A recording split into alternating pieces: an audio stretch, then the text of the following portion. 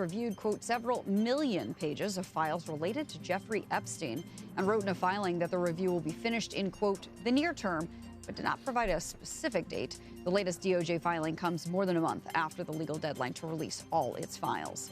And legendary rocker Neil Young is gifting the people of Greenland full access to his music catalog. Young says he hopes the gift will ease the stress and threats residents are getting from the U.S. government amid the president's push to acquire the Danish territory.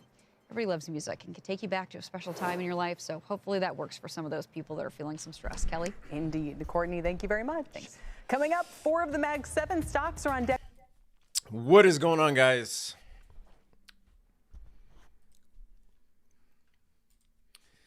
We have the FOMC coming out. Hold on. Wait a minute.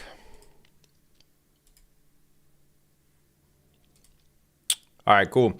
We have the FOMC coming out on 28 minutes.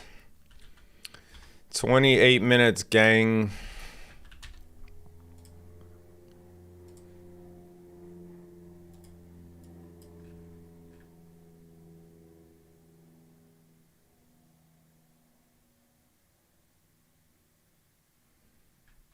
I think we will see big moves in gold and silver. I think likely to the downside. To be honest, I was in a silver short earlier. But I think to the downside, you can see that gold took all-time highs here. Wait, is my screen fucked up? 1 second. 1 second.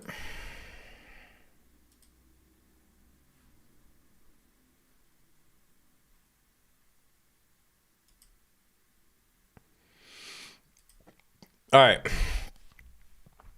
But you can see that gold here took out London high. And I think that was an all-time high. Yeah. And silver didn't. So that right there is still likely. Can you guys see me?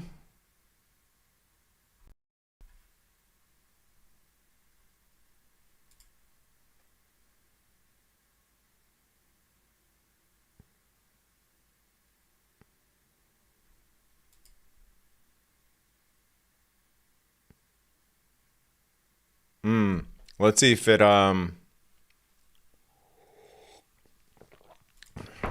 normalizes. It's not my connection. And it's not my computer. I think it's YouTube.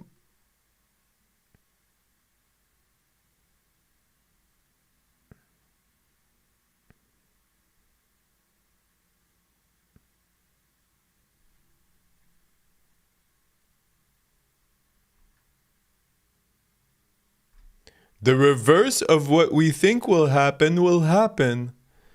Bro, that's such a tired fucking talking point. My God.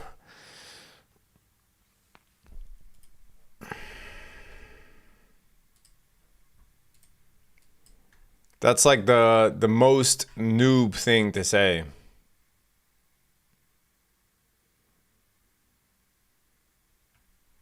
If everyone thinks it will happen, then it won't happen. The thing is, you cannot define who everyone is, right? And quite a few times, I mean, very often you'll see a move that looks quote unquote obvious and it plays out. But you can't quantify who everyone is. So I'm not sure how you expect the market makers to know what's in your mind and then do the opposite.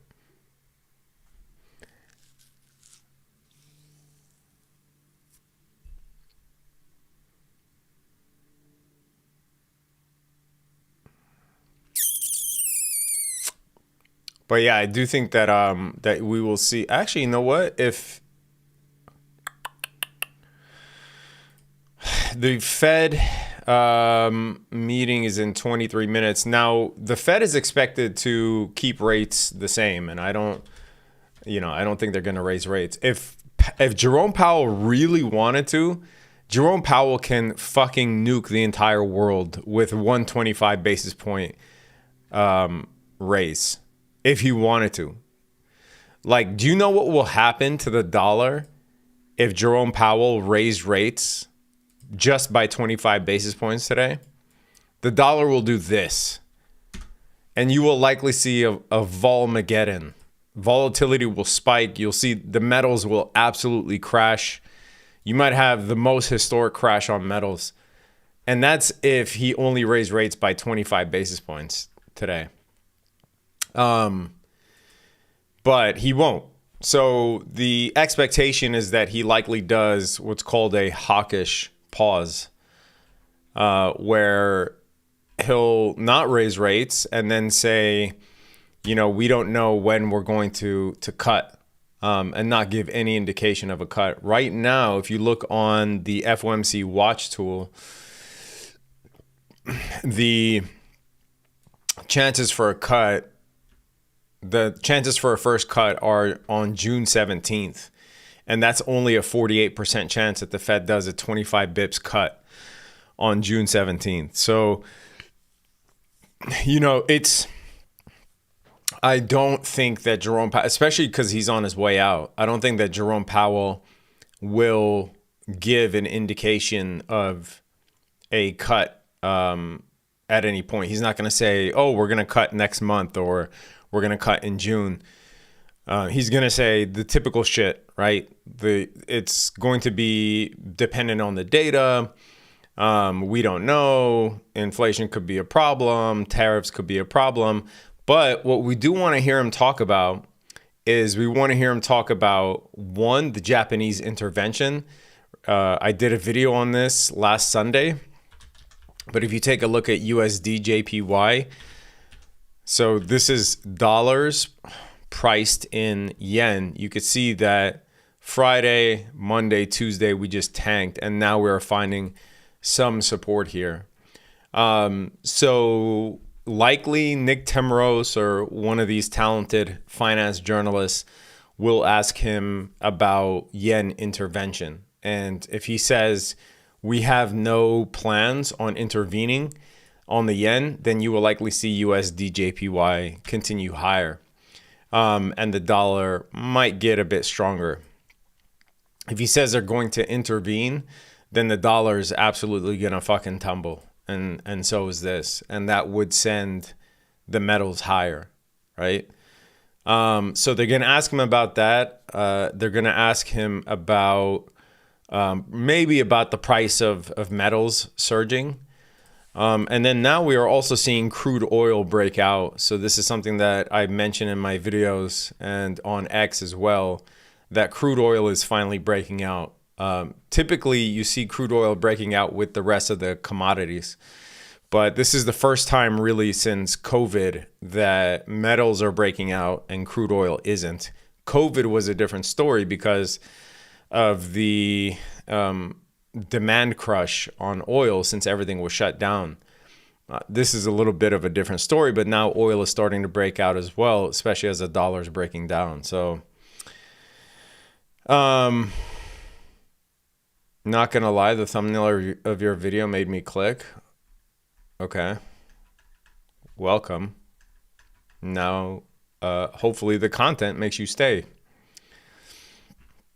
So the FOMC decision will be out at 2, and then Jerome Powell at 2:30.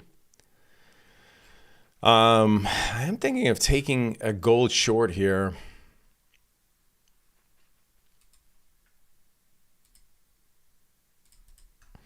If we can get up here,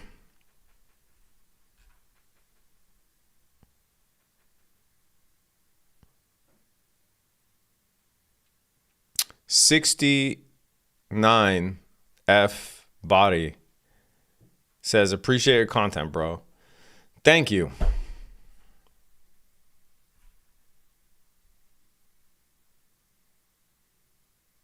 View on the Indian markets. You cannot be serious.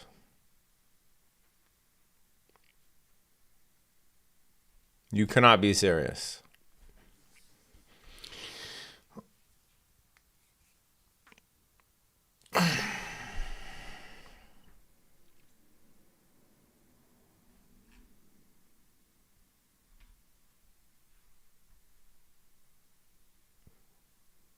Wait, where did my Discord go?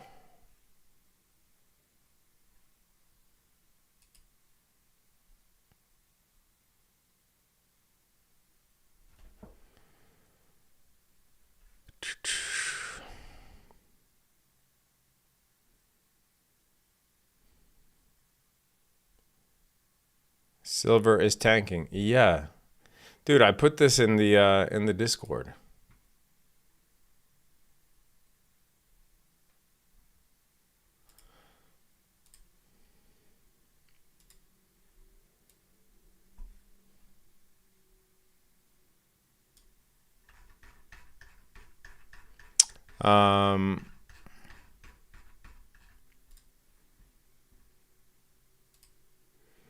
That was my position in the Discord.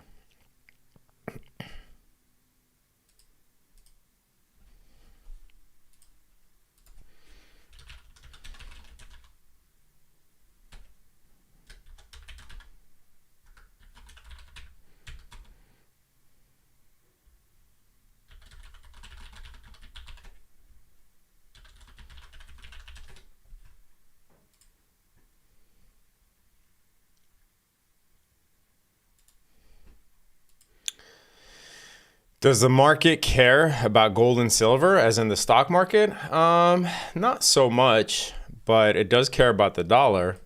So obviously the stocks, gold, silver, all that, like they can pump independently because their value is going higher, or their value can go up because the dollar is tanking, or both things are happening. So right now the dollar is tanking.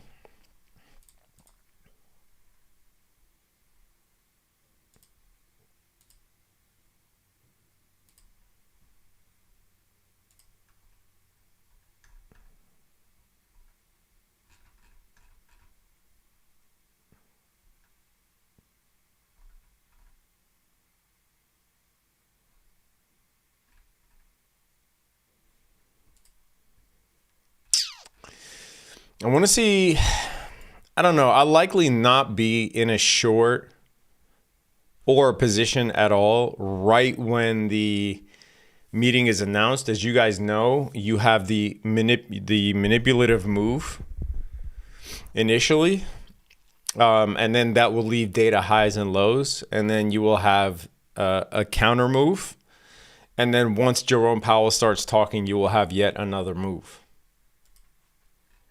And somehow all of the people or a lot of people in the chat will be asking me, dude, can you tell me if the market is going up or down? It's going to go up and down. And no, I cannot comment on the Indian market. I can't even name one fucking Indian stock. Okay, I can. Tata and Infosys. I can name that. Anonymous, appreciate your donation to St. Jude. Thank you so much. And Chris M808, $50 to St. Jude. Appreciate you, man. Appreciate you. But wait, silver is going parabolic? Does this guy not understand what day trading is?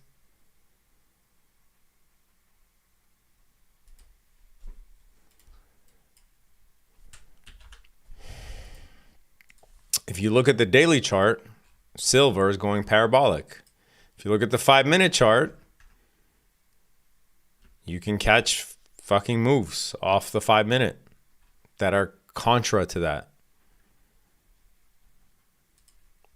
Weird that I have to explain this on a trading stream. Dude, this has to be a troll, but based on the names, I guess they're not. Vikas Panwar. Sir, please tell Gold shoot or not? I'm not lying. That's exactly what it says. Sir, please tell gold shoot or not.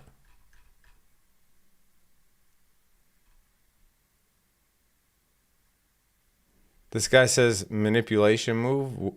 Come on, what you on about? Would expect more of a guy like you. What, you don't understand manipulative moves during news?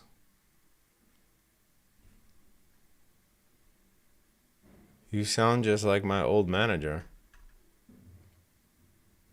Oh, was he Indian? Amazing. Did you call me asking for my banking details?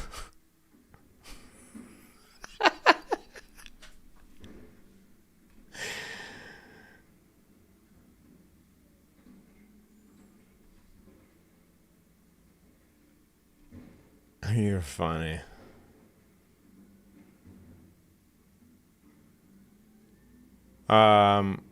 Silver going to hit you in the samosas? Bro, I'm out of my silver position. It's already done.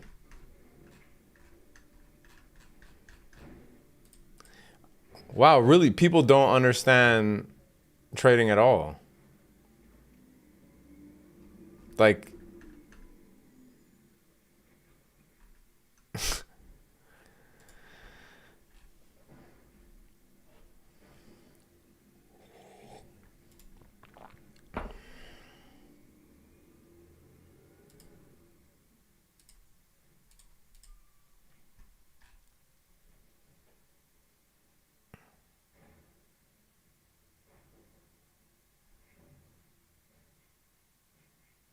I wonder if you offer a course for beginners or recommend a course starting with you daily trading. I'll be honest, bro.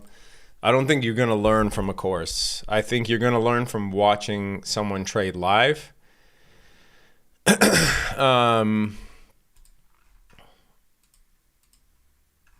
I would tell you don't waste money on a course.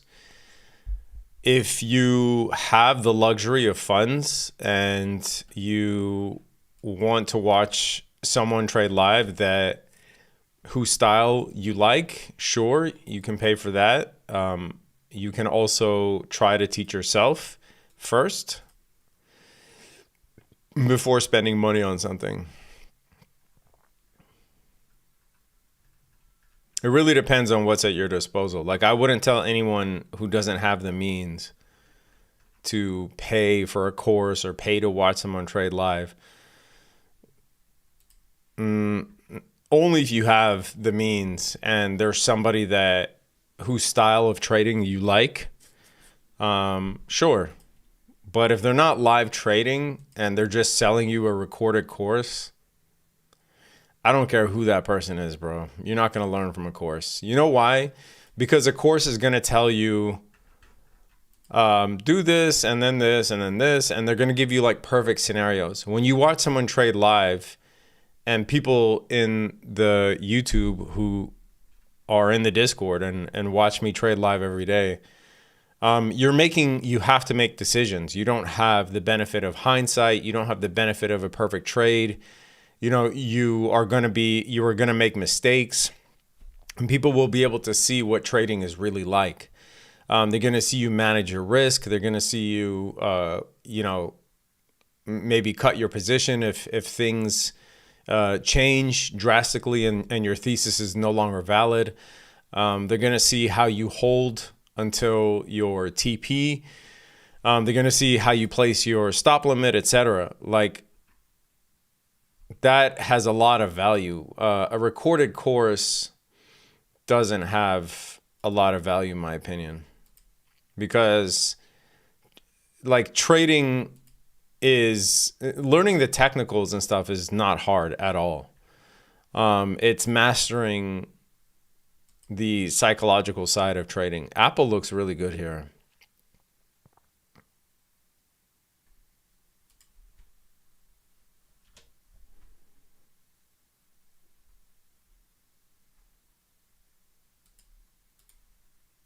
If it wasn't reporting earnings, I would say this is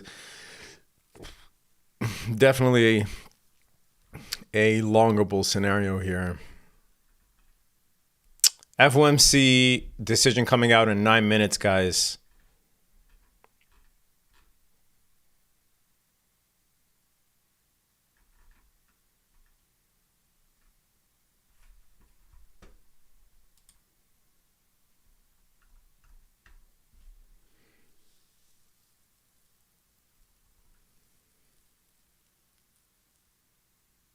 Trump will address at 4 p.m., says Shoba Pai. Is it? Is he on the calendar for 4 p.m.? Let me see. Yeah, you're right. No, wait. You're not right. That was yesterday. Today's Wednesday. That was yesterday.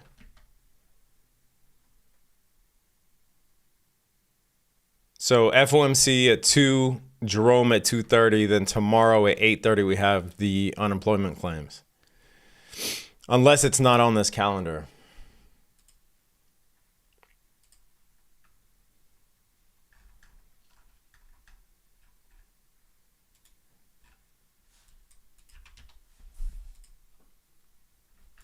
S&P 500 made an all-time high today. Finally hit 7,000, by the way. So congrats on that.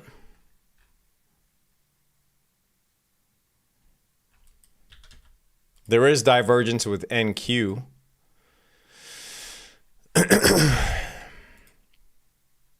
But QQQ did hit an all-time high. So QQQ and SPY hit an all-time high.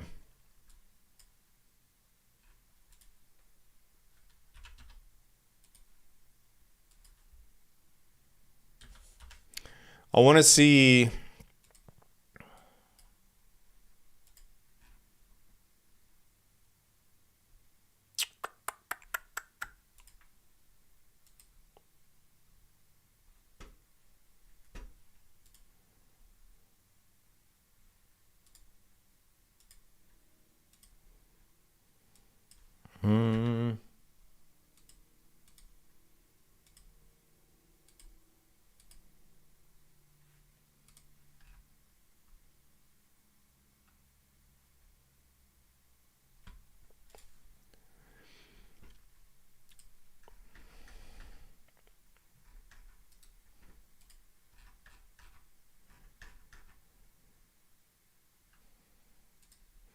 Yeah, I think a nice setup on the metals will form.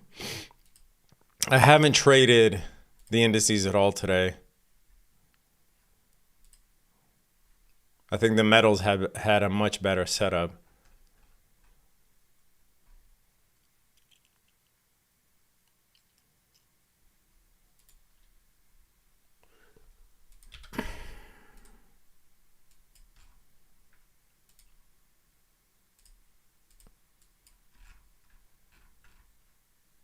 ES looks like shit.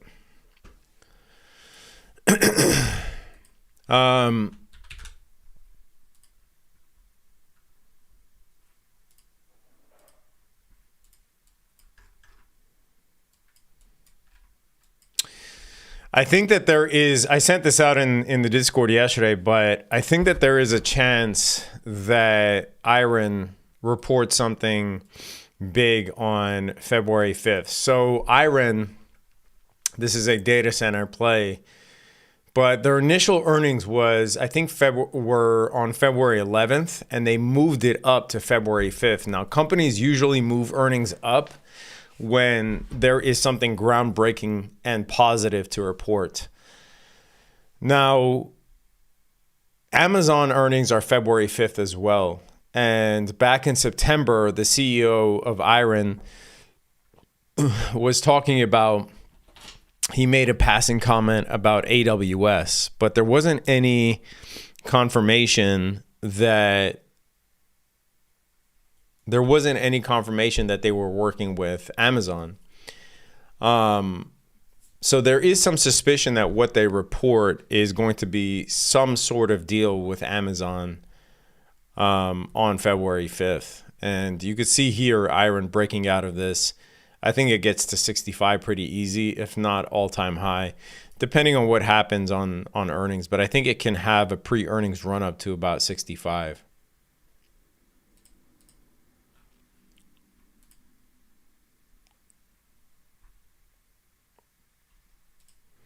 We are 3 minutes away from the Fed decision. Let's see. Let's check out on your guys' questions.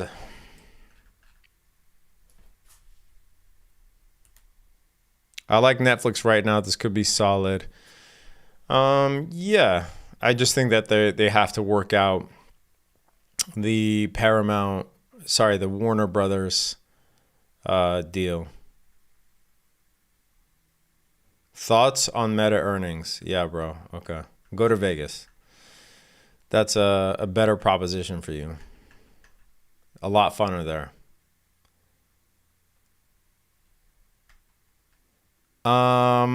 Chinese stocks, I think that they could be, I think Chinese stocks could be huge, especially if the Supreme Court shoots down the tariffs. For sure.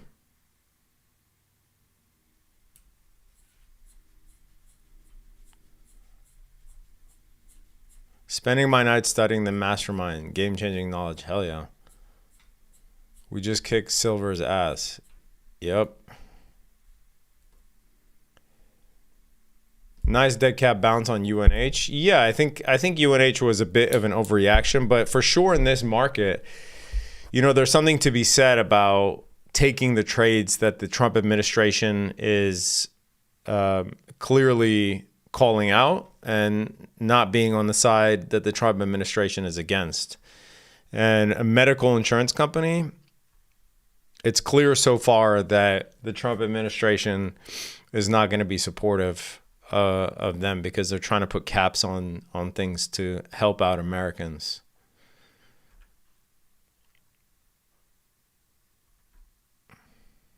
Will you be trading earnings on Meta? No. Meta and Microsoft do not beat the expected move.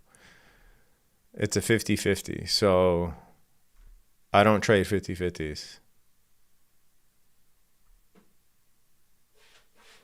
Real traders don't read books about trading.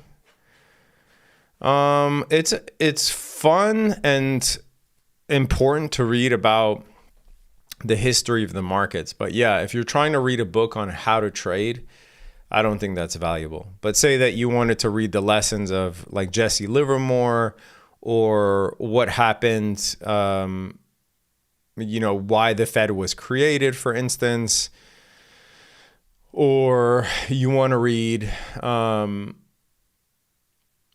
historical stuff about the gold standard and why we went off the gold standard and how the U.S.'s economy changed after World War II, et cetera. Like that stuff is important to read and makes you better at fundamental analysis. But yeah, reading a book on how to trade, I agree. I don't think that's valuable at all. Psychology, yeah, I think you can read a book about psychology, but your psychology is not going to change without you putting in new habits. I think when people, okay, hold on. It's now. The Federal Reserve pausing after 3 consecutive cuts, maintaining the rate of 3.5 to 3.75. There were, however, 2 dissents, Governors Waller and Myron, both dissenting, favoring a quarter-point cut this time. They kept the language that they used last time to signal a pause, saying that in considering the extent and timing of additional adjustments to the target range, that was what signaled a pause last time, perhaps telegraphing a future pause. There was also a noticeable upgrade to the economy and something of an upgrade to jobs. On the economy, they said it expanded at a solid pace, really marking to market what we know out there in terms of what's been happening with GDP. It had said the economy was expanding at a moderate pace. Job gains, they say, have remained low, but they say unemployment has shown some signs of stabilization. Last time they said it had edged up. They also removed some language that said downside risks to employment have risen. That's gone from the statement. They removed language saying there's been a shift in the balance of risks. That balance of risk was towards downside risk to employment. That's gone right now too. Inflation, they said, remains somewhat elevated, removing the language that said it has moved up. New voters, Hammock, Logan, Kashkari, and Paulson. I want to say the statement overall suggests the heat has kind of cooled down on both sides of the mandate for the Fed. A little bit more relaxed about inflation, though they're saying it's still elevated. More relaxed on employment, removing that downside risk concern. And just a little bit of trivia here. I'm pretty sure this is right. We're second time in 6 months that 2 governors have dissented. Waller and Bowman in July, now Waller and Myron this time around, though the dissent now is for a quarter, not a 50. Perhaps that's a little bit of coming together. The last time before this past 6 months we had that, guys, was 1993. So still quite a bit of disagreement on the Federal Reserve Market Committee, though perhaps not exactly as much as we've had in the past. Kelly? If you had to kind of sum it up one more time, Steve, just as what you think the main thrust of this is, or if there's any real surprise for markets, do you think that there is one? There's not much of a market move. I mean, the Dow's down about 47 points. I think their hair is a little bit less on fire. And I guess I could say this for me. You know, you got two sides of the bald head here. You got the 2 mandates out there. A little bit less on fire on the inflation side, a little bit less on fire on the employment side. They're a little bit more like, we're going to wait and see how this all breaks. I reported earlier on your show, Kelly, that there's going to be 2 things: a noticeable break to the downside on employment, or an obvious cooling of inflation. Those things, as you note, the Federal Reserve is above the general belief of where neutral is. It's toward the high side of neutral. That's the way Powell has described it. So there's room for them to come down. But coming down now, I think, is going to require an obvious kind of break. It's not going to be a kind of judgment sort of thing at the margin. They'll do it when employment looks like it's if it's weakening very substantially, or they'll do it if it's obvious that inflation is headed towards the target. Yeah, absolutely. Steve, thanks. And stick around. We'll see you again in just a moment. Let's talk about the reaction. I just quickly, Jeff Kilberg, if you don't mind to jump in here before we get to Rick.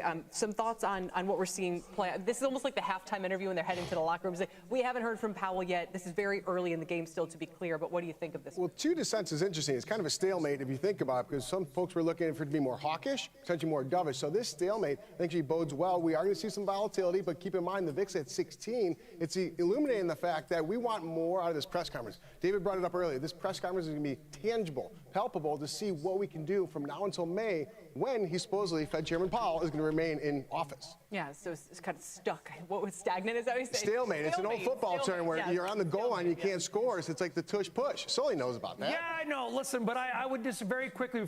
We'll get to Rick Santelli in a second. But David Kelly, I would disagree a little bit with my friend Jeff Kilberg and say, is soaring? Gold is soaring. Is gold telling us something about the market's risk? Or, to your point, Jeff, is it just its own thing, and maybe a VIX at 16 doesn't mean that gold's going to move?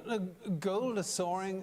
That's lots of liquidity. Silver is soaring. That's lots of liquidity. Dollar's coming down. That's inflation threat. And on balance, I think it's a slightly hawkish statement, because they did put those, a strengthening economy. I mean, they strengthened their economic language. And I'm a little surprised that Waller dissented here, but that's 10-2 in terms of votes, and getting another 4 votes in favor of cutting is going to be really hard here, given the strength of the economy. Right, and to kind of bring it back to Brian's question, then, everyone who's been bidding up metals and pushing down the dollar and worried about, the new chair and how dovish they might be, this statement takes a bit of a breath on all of that and just says, wait a minute, there's still, maybe not a slam dunk case for a lot more rate cuts. But I don't think that's happening because of liquidity to come. I think that's because of liquidity that's right now. You did go to Michigan State. But this may put more pressure on President Trump to come out with an announcement of this new appointee. We're seeing a lot. All right, guys. So, as we said, the Fed, kept rates, obviously, but we want to hear what Jerome Powell has to say. Someone is telling me that the title of the video is Fed Cuts Rates. It's supposed to say Fed Rate Cuts. Whoops. No, obviously, if you are in tune to this channel, you know that my position is that the Fed is not going to cut rates. I mean, I even posted this on X. I said it won't happen. We'll likely get a hawkish pause, which might give the dollar temporary relief. So apologies for that mishap. The title's supposed to say Fed rate cuts, not Fed cuts rates. Not sure if that's a big deal or not, but definitely got to talk to the team about that.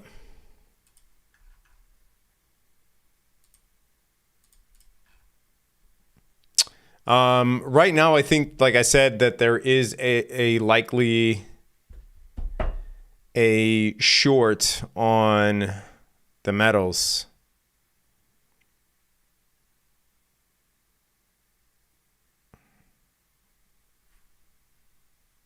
I'm really annoyed at that mistake in the title, to be honest. Because Fed cuts rates does seem like a pretty big deal.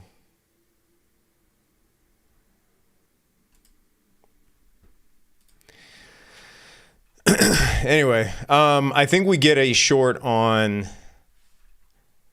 a potentially nice short on gold. I want to see if we can get up to take out that high, maybe at the 0.5.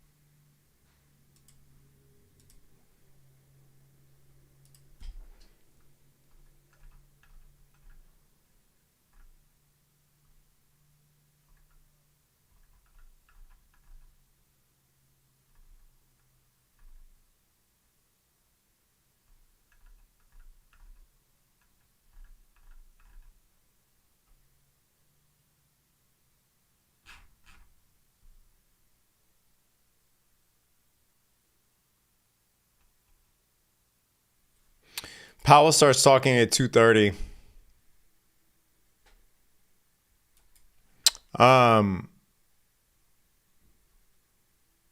Iron, nice push. I wish that we could see iron at 65 today. But I think we get a nice gold short, potentially. Let me look at what the dollar is doing. NASDAQ is doing fuck all. I have zero interest in trading NASDAQ right now.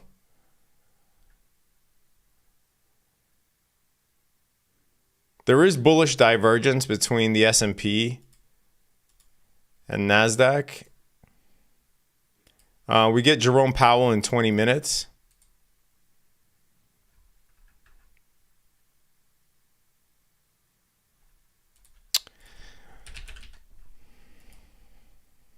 Netflix, yeah. I mean, I did.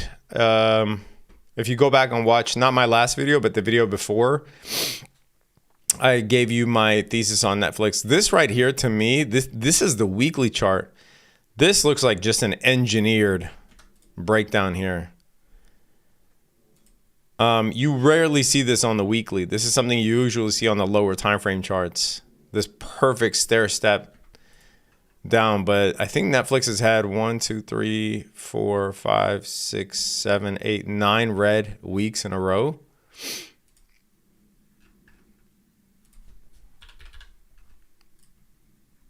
I think United Healthcare will recover. I think this was an overreaction. Definitely a buy. I just don't think that this is going to move like a tech stock, right? I think a lot of people that buy United Healthcare, they assume that it's supposed to move like because it's undervalued. That's just not how it's going to work. What is your thoughts on silver? I don't have thoughts, bro. Ask me something more specific.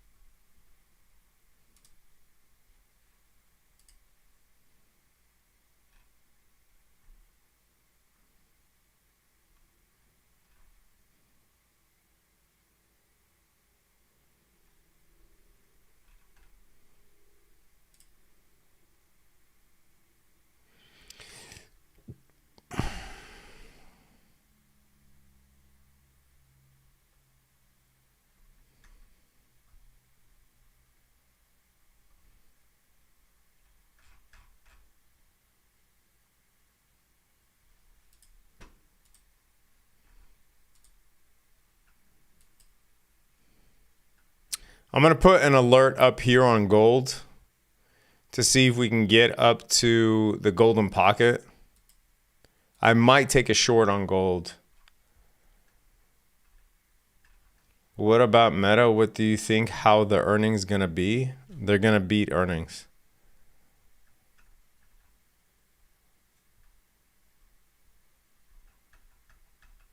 Bradford Smith Music says fake clickbait title.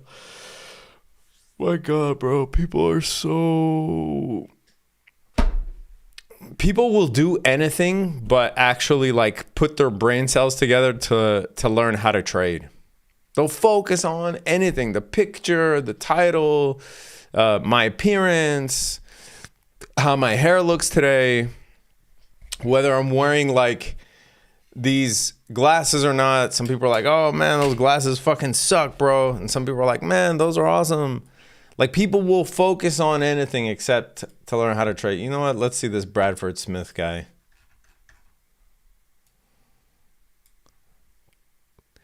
Bro, you look like a fucking Temu Kenny G.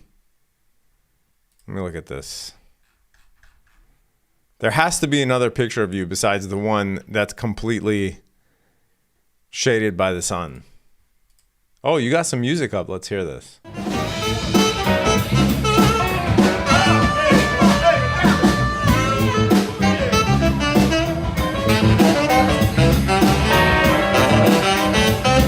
I was going to hate. This guy's got good music. He looks like an absolute tool, but can fucking play.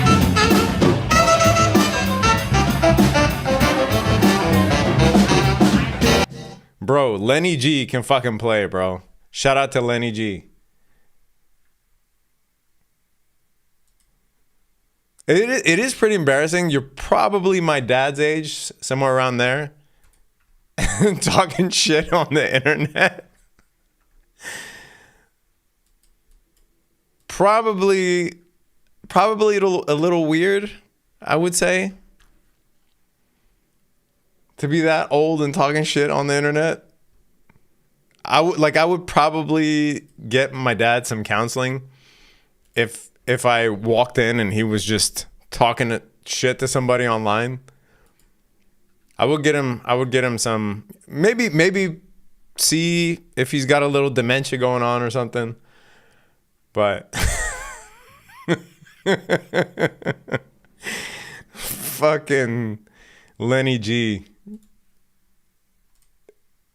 out here trying to roast me. I will give it to Bradford though. You know me, I give credit where credit's due. I can't hate. Lenny G can fucking play, bro. Shout out to Lenny G.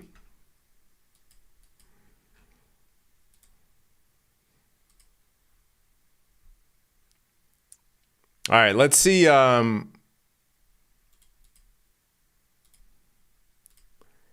Let's see what happens here with gold.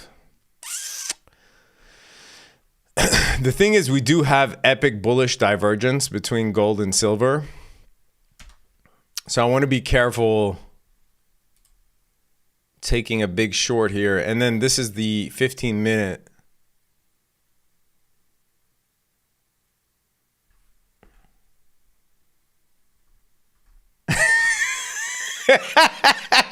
Joey says Ric Flair on the sax.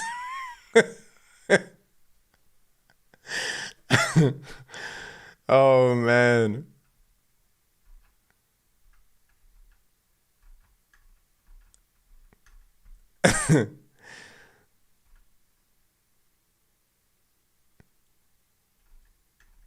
First time I ever heard a hater get respect from Z. Yeah, I mean, bro, I'm not going to say he can't play. Motherfucker can play. Like, if I was staying at the Howard Johnson for a business trip or something and this guy was in the lobby playing while everyone was eating their pancakes, I would tip him. I would for sure give him at least $2, $3.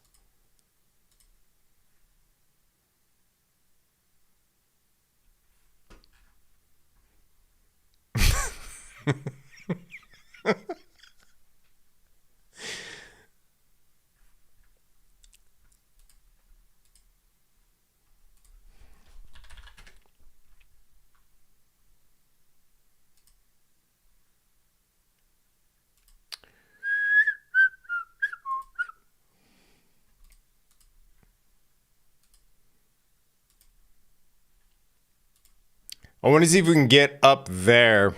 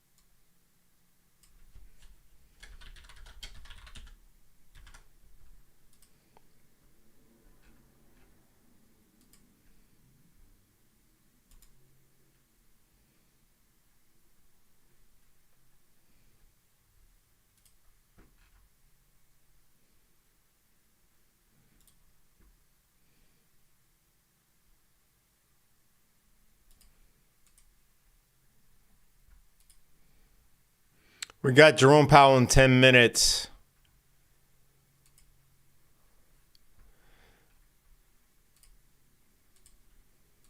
For those asking about earnings plays, I'll teach you a little something here, okay? One, if you want to trade earnings, for the most part, you should save your money and go to Vegas. And I'm not saying that facetiously. I promise you it'll be funner than whatever you're trying to do with earnings, okay? When you look at earnings, certain stocks have certain behaviors. Now, there's an expected move on earnings, okay? This doesn't mean whether the company is going to beat earnings. Meta, Microsoft, Apple, Google, and Amazon are all going to beat earnings. That's a given. But the expected move is by how much the company, or by how much, the stock goes up or down. And based on options pricing, because the more that options are traded, the higher the premiums go. So based on those options pricing and the range of that, right, like where traders are placing calls and where traders are placing puts, that's already baked into the options price. So when you buy a put or you buy a call, it's already trading at a high valuation because of implied volatility, because there are so many calls and puts being placed. So every single earnings, companies have an expected move, right? Plus or minus. So if you look at Meta right now, it's plus or minus 6%. This is based on options activity, that the market is expecting Meta to move up or down 6.4%. Now, if you buy calls and Meta doesn't go up 6%, if you buy puts and Meta doesn't go down 6%, you're getting fucked, right? So on earnings, a company has to beat the expected move in order for you to make money. It's not enough that you are correct on the direction. I did a whole video about this, talking about my earning strategies and the only earnings that I will consider playing. So if you look at this, it says the options market overestimated Meta 50% of the time. And if you just look at it visually, this is the last 12 times that Meta reported earnings. It beat the expected move, missed, beat, missed, beat, right? So 50% of the time, Meta either beats the expected move or misses it. That's not enough to play earnings. You are literally taking just a wild gamble. Versus when you look at something like Apple, Apple misses the expected move. And I know this because I've traded Apple for decades. Apple misses the expected move most of the time. So if you look here, missed, beat it, missed, beat it, missed. Okay. So it says the options market overestimated Apple's earnings move 75% of the time, which means most of the time, Apple does not beat earnings. It beats earnings most of the time. It doesn't beat the expected move. And that's why when you look at something like an iron condor, why on Apple it'll have a 73% win rate is because Apple does not beat the expected move most of the time. Now you contrast that with something like Tesla, right? And I know this because I've traded Tesla for many years. Tesla beats the expected move most of the time. So missed here, beat, missed, beat all the way through, right? So only 2 misses out of the last 12 earnings. As you can see here, it says the options market overestimated Tesla's earnings move 25% of the time, meaning 75% of the time, Tesla beats the expected move. That's why when you look at Tesla, strangles and straddles have a 75% win rate, and iron condors have a 27% win rate versus Apple, which is the exact opposite, right? So when you were thinking of buying calls or puts for earnings, it's literally one of the dumbest plays that you could do. And you are going to get lucky and you're going to feel happy the one time that it hits, but it is literally throwing money down the drain. You want to find companies that beat the expected move most of the time, like Tesla, in which case you want to play a strangle, or companies that miss the expected move most of the time, like Apple, in which case you want to sell iron condors. So hopefully that explains it.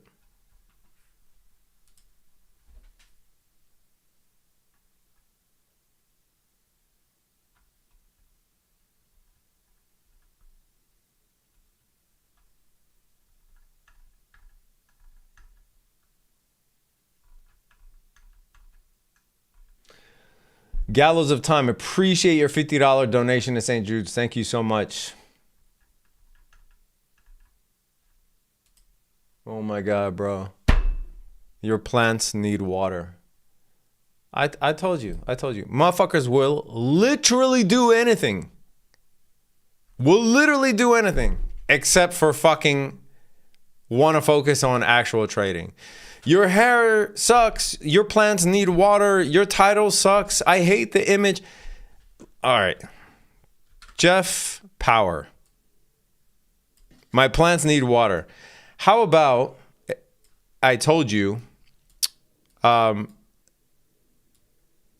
if I told you that these plants are literally fucking fake and water ain't gonna do shit to them? All right? The judgment here, bro. You took this you thought this was the picture to put up. Oh, politics. Let's see this dude's politics. AOC calls out Trump in 5-minute corruption game. All right. I already know this dude's a cuck.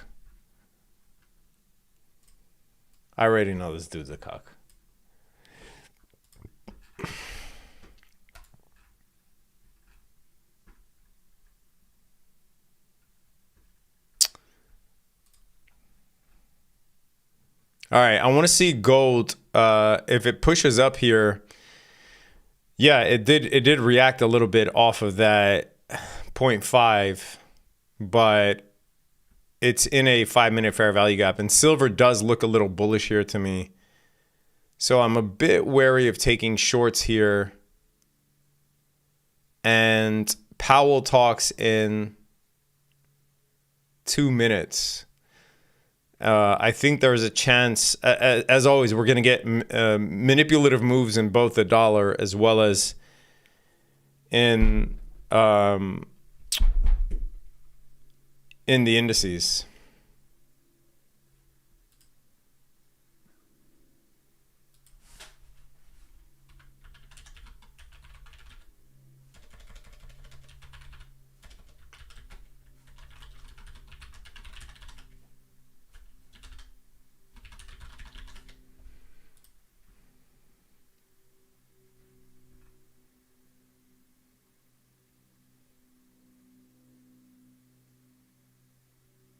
How did you draw on that screen? I'm using something called Pro Mouse.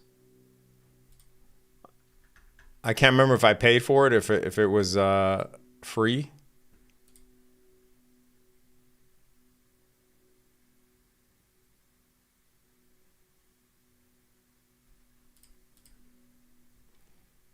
Powell talks in 1 minute, guys.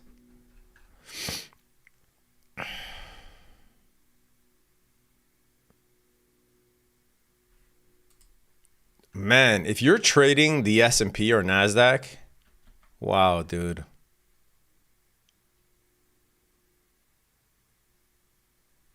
This would be horrific. I think I'm going to stick to the metals.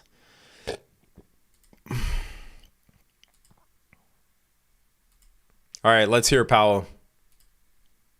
He wants of lower interest rates is critically important. Anybody better for the markets? Reader, Walsh, Waller.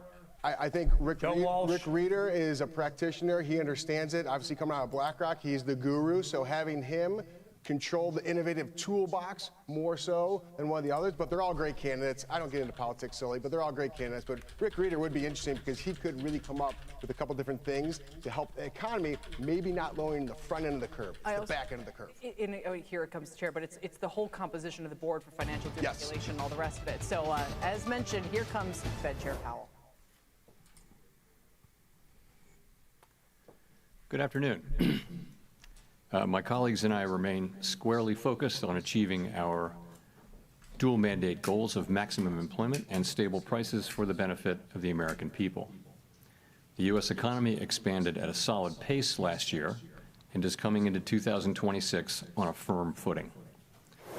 While job gains have remained low, the unemployment rate has shown some signs of stabilization, and inflation remains somewhat elevated.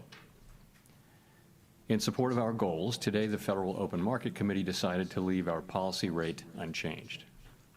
Having lowered our policy rate by 75 basis points over the course of our previous 3 meetings, we see the current stance of monetary policy as appropriate to promote progress toward both our maximum employment and 2% inflation goals. I will have more to say about monetary policy after briefly reviewing economic developments. Available indicators suggest that economic activity has been expanding at a solid pace.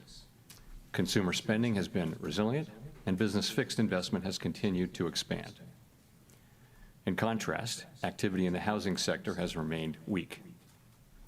The temporary shutdown of the federal government likely weighed on economic activity last quarter, but these effects should be reversed as the reopening boosts growth this quarter. In the labor market, indicators suggest that conditions may be stabilizing after a period of gradual softening. The unemployment rate was 4.4% in December and has changed little in recent months. Job gains have remained low. Total non-farm payrolls declined at an average pace of 22,000 per month over the last 3 months. Excluding government employment, private payrolls rose at an average pace of 29,000 per month. A good part of the slowing in the pace of job growth over the past year reflects a decline in the growth of the labor force due to lower immigration and labor force participation, though labor demand has clearly softened as well. Other indicators, including openings, layoffs, hiring, and nominal wage growth, show little change in recent months. Inflation has eased significantly from its highs in mid-2022, but remains somewhat elevated relative to our 2% longer-run goal. Estimates based on the Consumer Price Index indicate that total PCE prices rose 2.9% over the 12 months ending in December, and that excluding the volatile food and energy categories, core PCE prices rose 3.0%. These elevated readings largely reflect inflation in the goods sector, which has been boosted by the effects of tariffs. In contrast, disinflation appears to be continuing in the services sector. Near-term measures of inflation expectations have declined from last year's peaks, as reflected in both market and survey-based measures. Most measures of longer-term expectations remain consistent with our 2% inflation goal. Our monetary policy actions are guided by our dual mandate to promote maximum employment and stable prices for the American people. At today's meeting, the committee decided to maintain the target range for the federal funds rate at 3.5 to 3.75%. Since last September, we have lowered our policy rate 75 basis points, or 0.75 of a percentage point, bringing it within a range of plausible estimates of neutral. This normalization of our policy stance should help stabilize the labor market while allowing inflation to resume its downward trend toward 2%, once the effects of tariff increases have passed through. We are well positioned to determine the extent and timing of additional adjustments to our policy rate based on the incoming data, the evolving outlook, and the balance of risks. Monetary policy is not on a preset course, and we will make our decisions on a meeting-by-meeting basis. To conclude, the Fed has been assigned 2 goals for monetary policy: maximum employment and stable prices. We remain committed to supporting maximum employment, bringing inflation sustainably to our 2% goal, and keeping longer-term inflation expectations well anchored. Our success in delivering on these goals matters to all Americans. We at the Fed will continue to do our jobs with objectivity, integrity, and a deep commitment to serve the American people. Thank you. I look forward to your questions.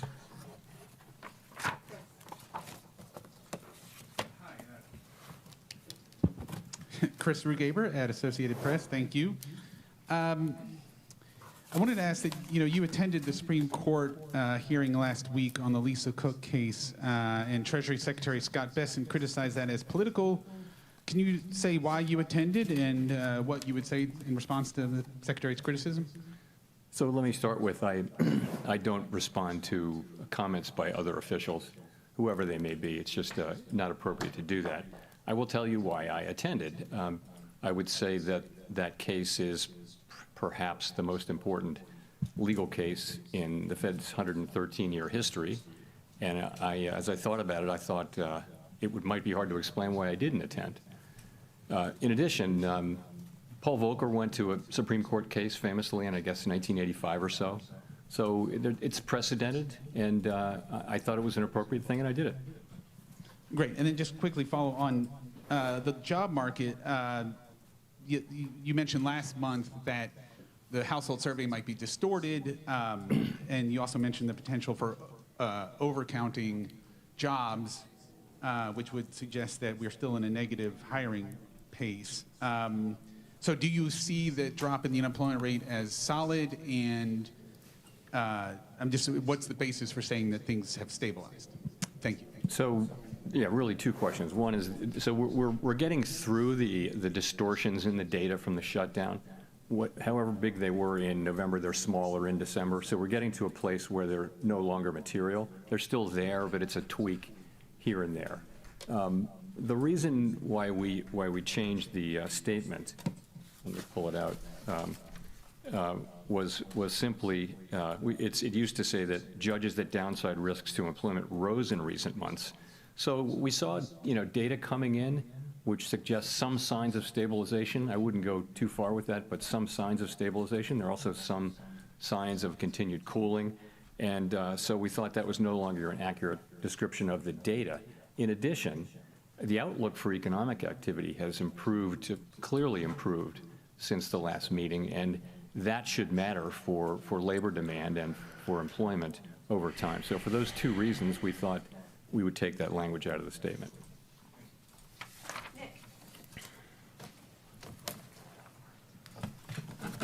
Nick Timbers, The Wall Street Journal. Chair Powell, you've generally avoided engaging with political controversies directly, and the video statement on January 11th was a departure. What made this different, and are you concerned it could draw the institution further into political debates? So today I'm simply going to refer you to the statement that I made on January 11. I'm not going to expand on it or repeat it.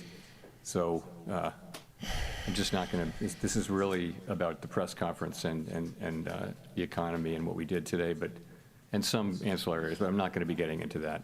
Can you say whether the Fed has responded to the subpoenas? I have nothing for you on that today.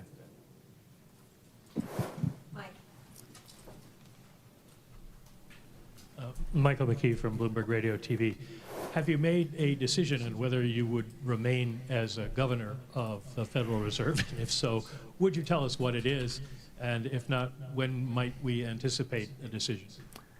No, and I really, once again, have nothing for you on that today, that either.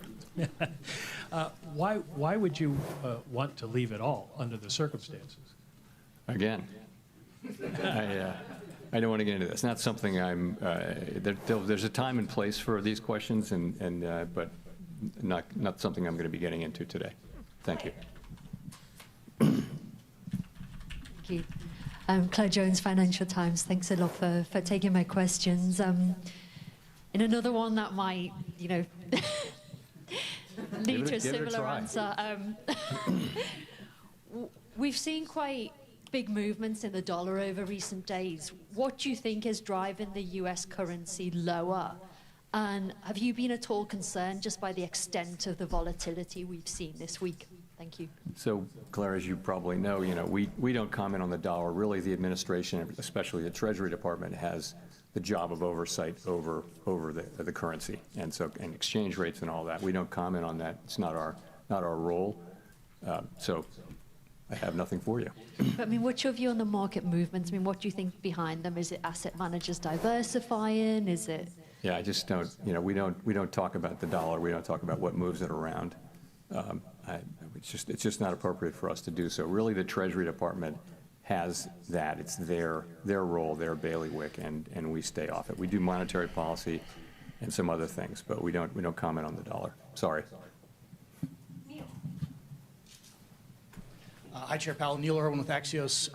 Obviously, no SEP in this meeting, but in light of the slight firming up of the language around growth in the labor market in the statement, should we assume that the timeline for any further rate cuts is pushed back compared to what people might have thought in December?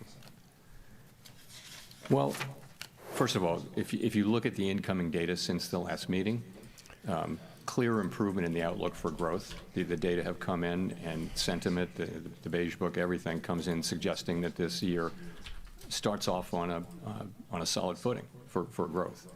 Inflation performed about as expected, and as I mentioned, some of the labor market data came in suggesting we're evidence of stabilization. So it's overall a stronger forecast, really.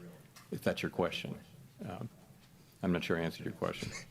But in terms of timing or pacing of any additional easing? So we haven't made, what we'd say about this was that after this meeting, after the 3 recent rate cuts, we're well positioned to address the risks that we face on both sides of our dual mandate, and we'll continue to make our decisions meeting by meeting based on the incoming data, the implications for and the outlook and the balance of risks. Haven't made any decisions about future meetings, but the economy is growing at a solid pace. The unemployment rate has been broadly stable, and inflation remains somewhat elevated. So we'll be looking to our goal variables and letting the data light the way for us. I'm thinking about maybe taking a short on gold. You might answer. Thank you. You had previously, I believe, described the current policy rate being at the higher end of neutral. And if you look at the longer run, the S&P and the longer run rate, 16 of 19 officials are actually below there on their long run. Is the Fed still in a process of bringing it down towards a middle range of neutral? And what would it take to get there? So the count I did was that 4 of the 19 were at or above that. Maybe I missed by 1, but I thought it was 4. And if you look at the dealer survey, it was 10 out of 58 where we're at or above. So you're right. It's the higher end of the range. What we say is it's within the range of plausible estimates. This is the higher end of that range. But so for some people, they think it's neutral. I think, and many of my colleagues think, it's hard to look at the incoming data and say that policy is significantly restrictive at this time. It may be sort of loosely neutral, or it may be somewhat restrictive. It's in the eye of the beholder, and of course, no one knows with any precision. Is that, you had a follow-up? I get what you're saying, but some officials have described the Fed being in a mode of bringing it down eventually over time. Are you still in that mode, or is this a place to hang out? Yeah, no, I would say if you look at the S&P from December, most people had additional normalization. But at the same time, we've done a lot of the process of normalizing. A good piece of it is done with 75 basis points, and before that, 100. It's 175 basis points we've cut since we began cutting in September of 2024. So you've moved now to, Fed funds is running just a little below 3.65%. So you've moved a good way, and we think we're well positioned here to watch how the economy performs, look at the data. We're not making decisions about future meetings, but we do think we're well positioned after those 3 cuts to let the data speak to us. Amira. Thank you, Chair Powell. Amira Mokwe from Bloomberg News. To what extent did the committee discuss the possibility of cutting at this meeting or in March? And how are you all thinking about the conditions that would merit another rate cut? Is there broad agreement on the committee about what it would take? So there was broad support on the committee for holding today. Broad, I would say, including among non-voters. So that's where that was. Of course, some people did want to cut and dissented, but committee pretty broadly for holding today. We're not trying to articulate a test for when to next cut or whether to cut at the next meeting. What we're saying is we're well positioned as we make decisions meeting by meeting, looking at the incoming data, evolving outlook and all that. And, we're in a position where, we still have some tension between employment and inflation, but it's less than it was. I think that the upside risks to inflation and the downside risks have probably both diminished a bit. So, we'll be looking at that. It's about how you weigh the risks to the 2 goals and how big those, and quantify them. And so there are different views on the committee, and, we'll find our way forward as the data evolve.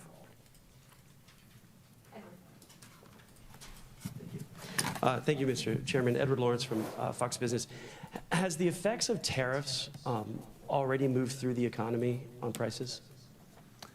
A lot of it has. So basically, there are many different estimates, and they're all highly uncertain. But most of the overrun in goods prices is from tariffs. And that's actually good news, because if it weren't from tariffs, it might mean it's from demand, and you know, that's a harder problem to solve. We do think tariffs are likely to move through and be a one-time price increase. So most of the overshoot, if you were to take that out, you'd get, and you would, I mean, inflation, core PCE inflation is running just a bit above 2% x the effects of tariffs on goods.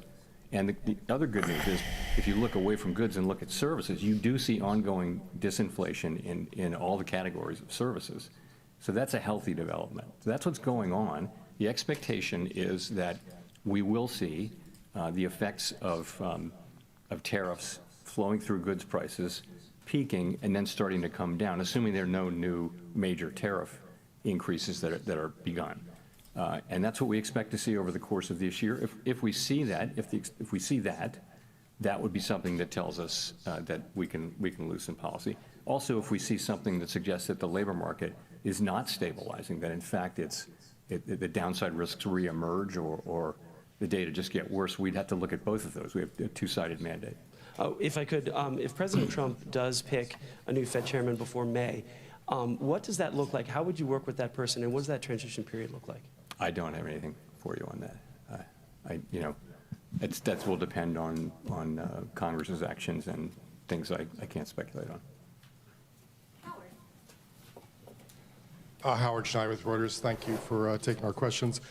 Given the changes in the statement and all you've said so far, is it fair to describe risks to both sides of the Band-Aid as roughly balanced right now? And is the next move necessarily down? I'd say that the upside risks to inflation and the downside risks to employment have diminished, but they still exist. So there's still some tension between the mandates. Are they fully in balance? Hard to say. Hard to say. And you know, we think our policy's in a good place. I've just discussed reasons why we might change our policy, and you know, we'll just have to see how the data lead us. I'm wondering, a minute ago you said you felt expectations were consistent with your mandate. That the 2 and the 10-year break-evens have moved quite notably in the last couple of weeks, I believe. Is there any concern on that front? I mean, I recently looked at all of the both survey and market-based short-term inflation expectations have come way down. You know, they were in a good place at the beginning of last year. They spiked around Liberation Day, and now they've fully retraced in the last few months. So that's very comforting. And the longer-term inflation expectations have remained in places that are, you know, very consistent with 2% inflation over time. So expectations have been solid, and they reflect, you know, confidence in the return to 2% inflation.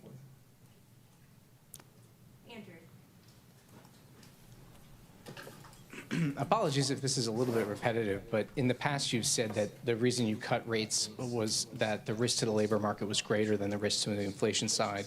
Is that still true? You know, we haven't made, you're right, we saw the labor market weakening and we acted. And I think that was the appropriate thing to do. We will always act to address what we see as the economy moving away from our goals. Risks to both of the variables are a little less. I think the upside risk to inflation, again, a little bit less, and the downside risk to employment, a little less.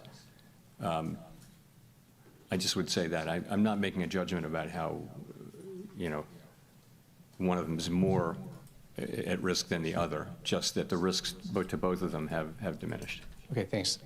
BIS wrote a paper last summer which concluded that global investors were hedging their dollar exposures in ways that previously they hadn't because of policy uncertainty. Do you? I want to see if we close below this 1 minute here, and if so, then I'll take a short on gold. Not a lot of data that suggests that there's much to that. Thanks. Anna Swanson with the New York Times. Can you talk more about what you would need to see in the labor market to conclude it's time to resume easing? Do you need to see further deterioration in the labor market, or would it be enough for inflation to soften? So we'll always be looking at both things. And so there could be combinations, infinite numbers of combinations that would cause us to want to move. Certainly, a weakening labor market would be an argument for loosening. But what's happening with inflation? If inflation were at the same time getting worse, you just have a very difficult situation there. So we'll be looking at both. Clearly, a weakening labor market calls for cutting. A stronger labor market says that the rates are in a good place. We'll have to be making similar judgments too on inflation, though. And if inflation does pick back up and the labor market doesn't show further signs of deterioration, is there a chance that you could raise rates rather than simply remaining on hold? What would you need to see to consider hiking? We don't take things off the table, but it isn't anybody's base case right now. Anybody's base case that the next move will be a rate hike. But ultimately we'll do what we think is the right thing. But that's not where people's expectations are right now.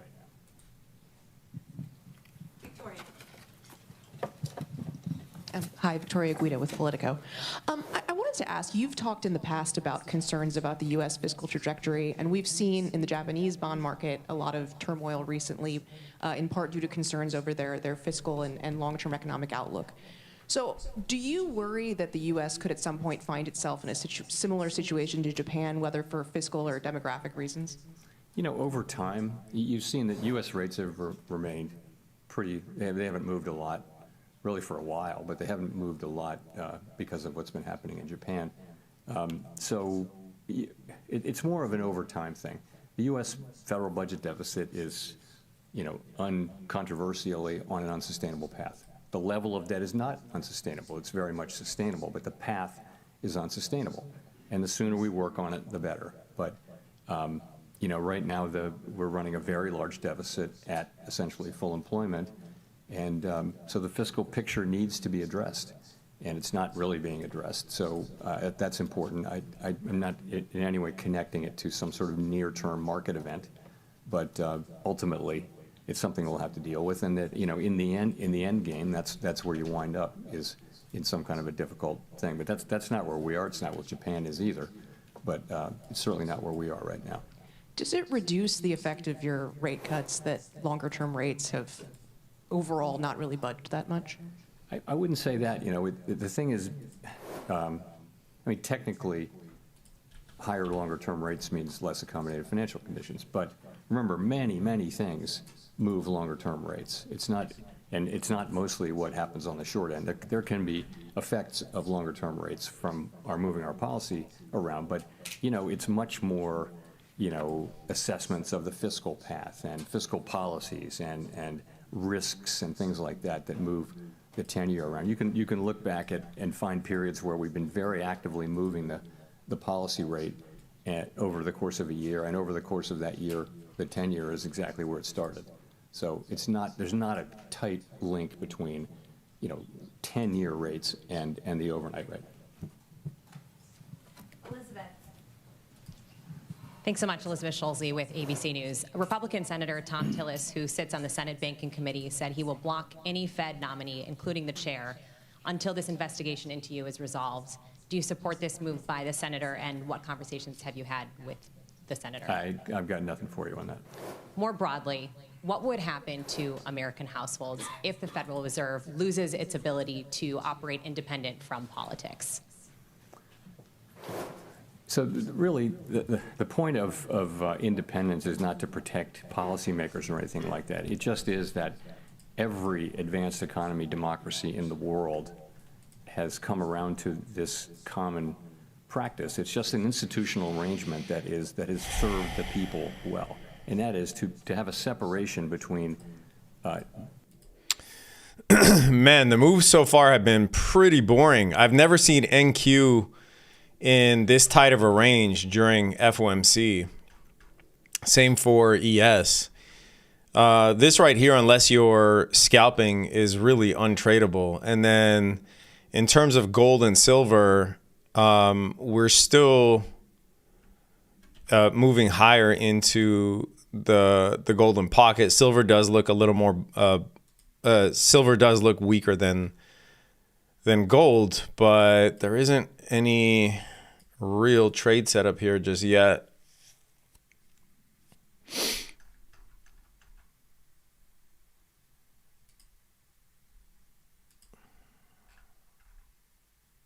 I might wait for gold to take out that high.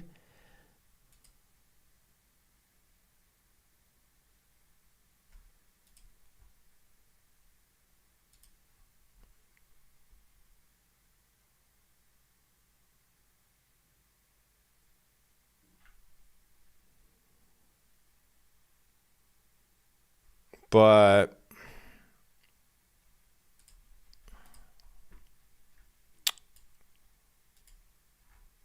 actually, let me set an alert here.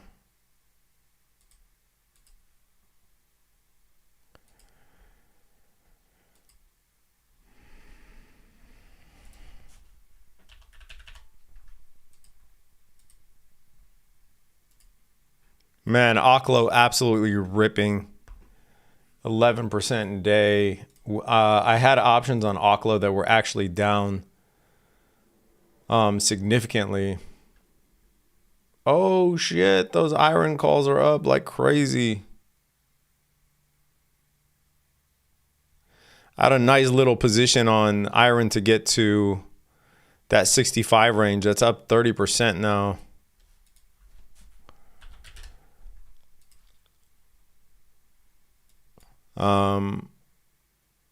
Yeah, I think it can get there today, maybe. I might close half of these here.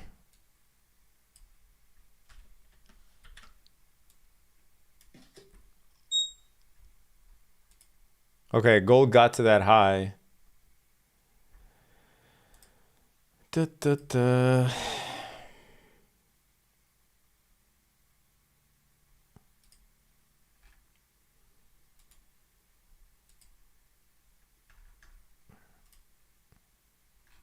And silver didn't. Let's see if we can catch a move from here. But the indices, in my opinion, are not worth trading.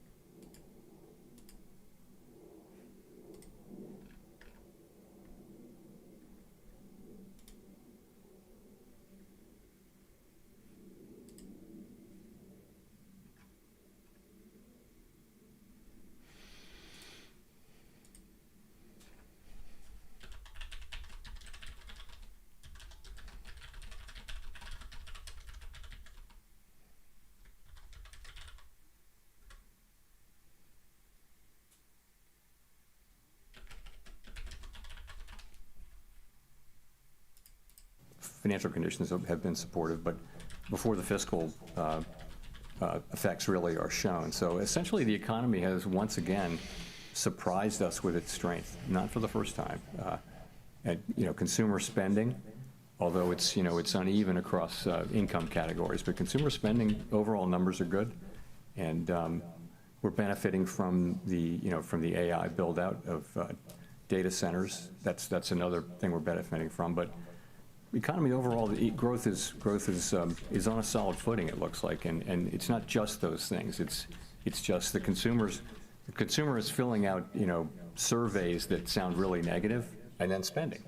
So there's been a disconnect for some time between downbeat surveys and reasonably good spending data. Thanks, Chair Powell. Christine Romans from NBC News. You talked about how consumer spending is uneven. The president calls inflation defeated and solved. The FOMC says it's a somewhat elevated inflation. But you talked about those customer survey or those consumer sentiment surveys and public opinion polls that show that most families say the cost of living is still issue number one. What is the conversation around the table with your colleagues about how wealthier consumers seem to be driving so much of the economy, and why so many families still feel like they just can't make ends meet after 5 years of rising prices? What is that discussion like? So a couple things. One, there's something to it in that we know that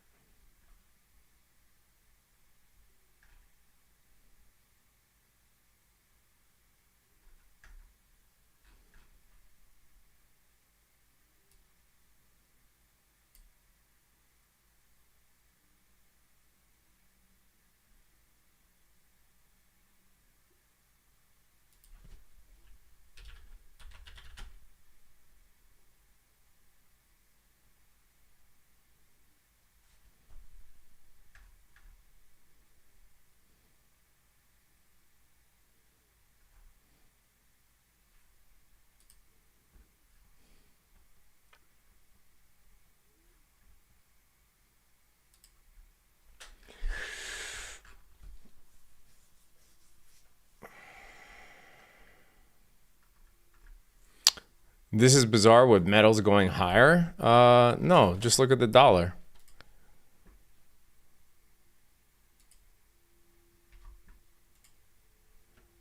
Just look at the dollar. That's going to move inverse to the metals. This is not, why is that bizarre?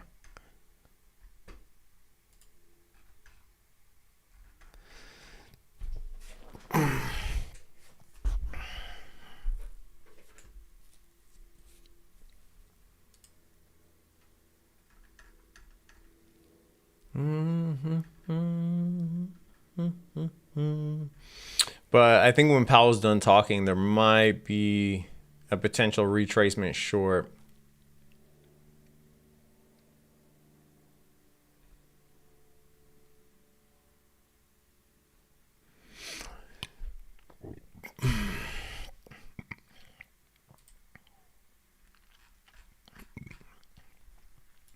Wow, I have never seen an FOMC like this.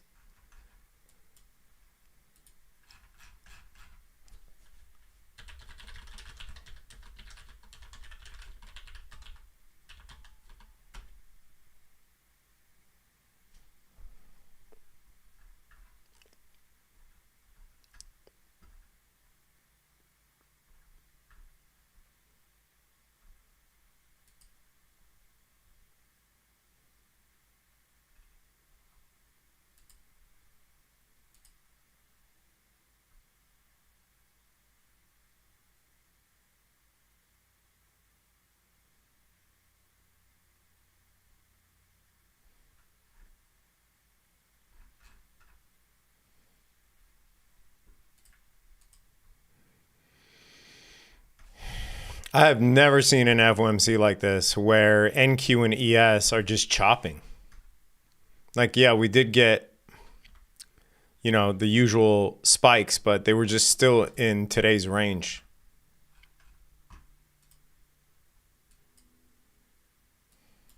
What I want to see here is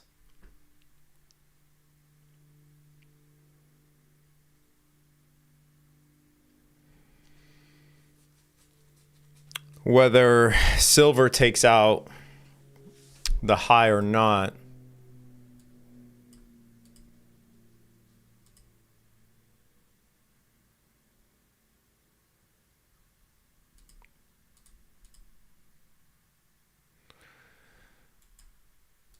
But I have not taken a single trade for FOMC.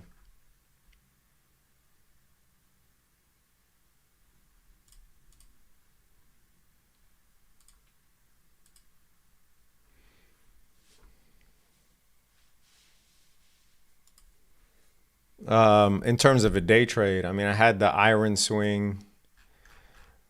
I had calls on Oklo that were down and are now back up. Thoughts on copper? Thoughts? Flattest FOMC ever. It has, yeah. I mean, I don't remember an FOMC like this in at least the last 6 years.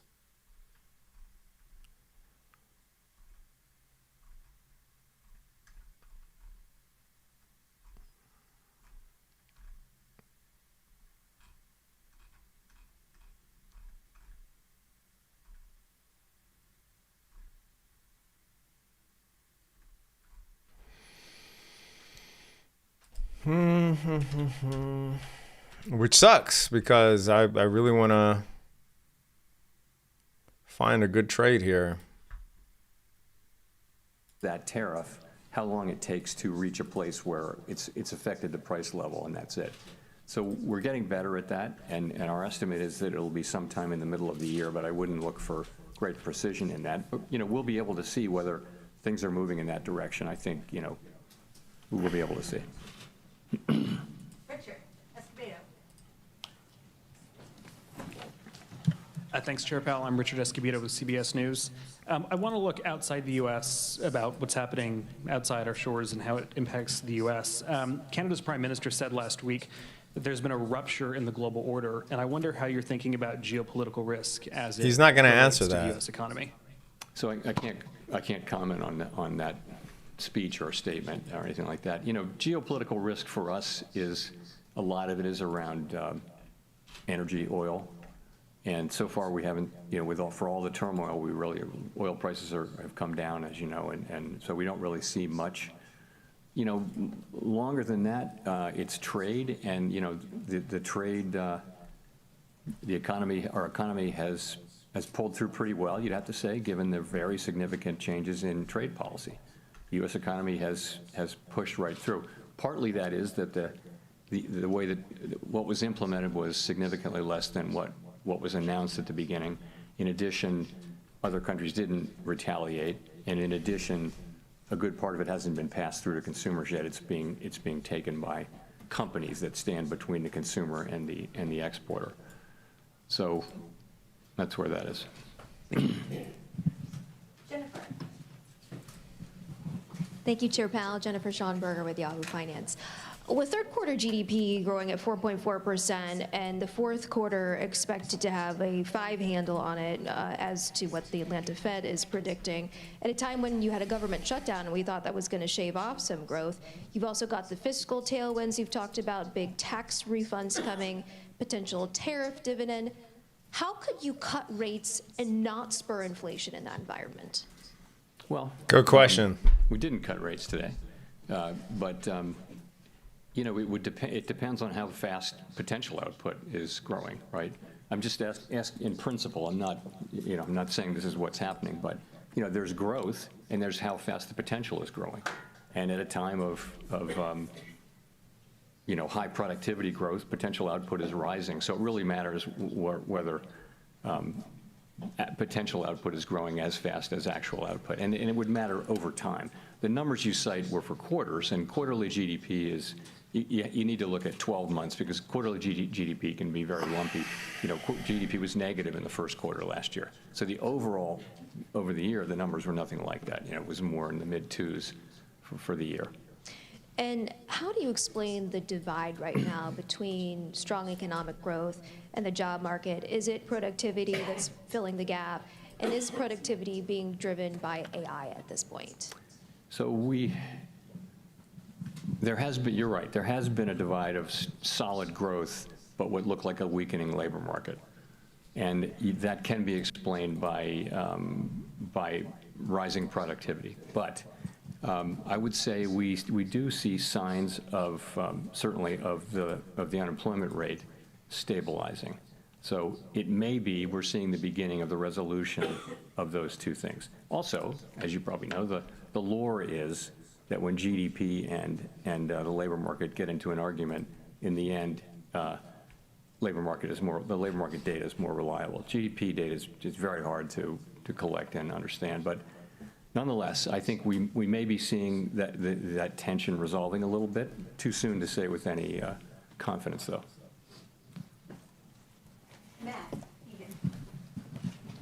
Matt Egan with CNN. Chair Powell, after today, you have 2 meetings left. I'm wondering what advice you have for whoever your successor might be. Honestly, I'd say a couple of things. One is stay out of elected politics. Don't get pulled into elected politics. Don't do it. And that's another thing. Well, another is that, our window into democratic accountability is Congress. And it's not a passive burden for us to go to Congress and talk to people. It's an affirmative, regular obligation. If you want democratic legitimacy, you earn it by your interactions with our elected overseers. And so it's something you need to work hard at, and I have worked hard at it. So, and the last thing is, it's easy to criticize government institutions so many ways. I will tell who. Wow. I mean, all the fucking swings are on fire right now. Oklo, Iron. There haven't been any day trades that I want to take here. The market has 45 minutes until close. You can see the VIX is actually down because Powell didn't say anything controversial, really. You know, just the typical we'll let the data guide us type bullshit. After market close, we do have quite a bit of earnings, guys.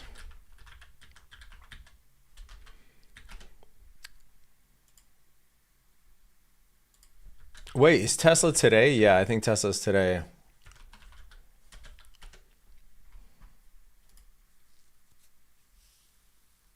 So after market close, we got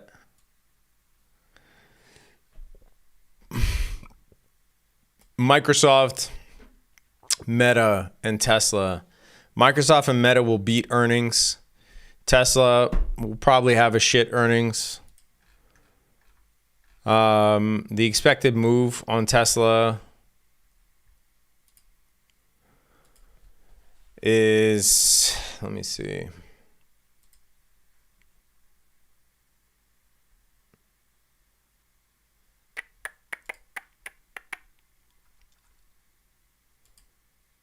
Plus or minus 5.8%. That's the smallest expected move on Tesla, I think, ever.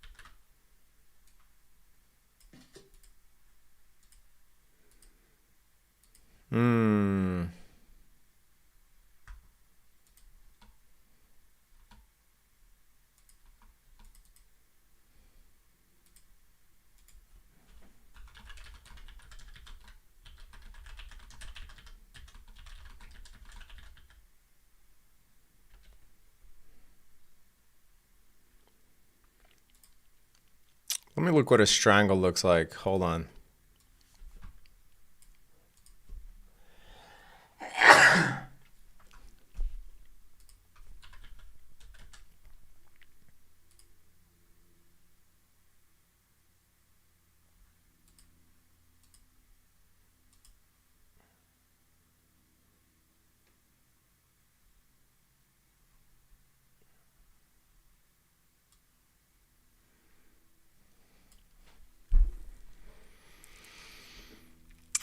January 30th.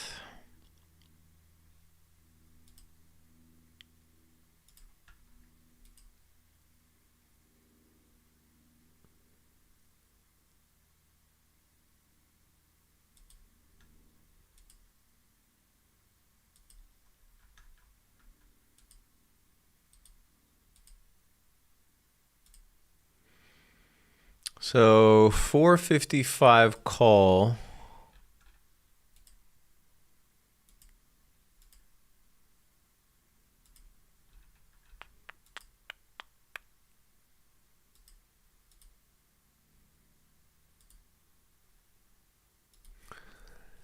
And 415 puta.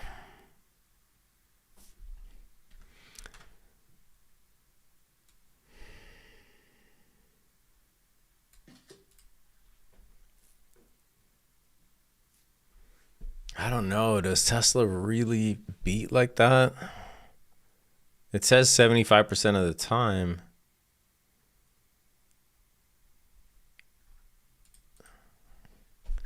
I'm going to send this out on the Discord.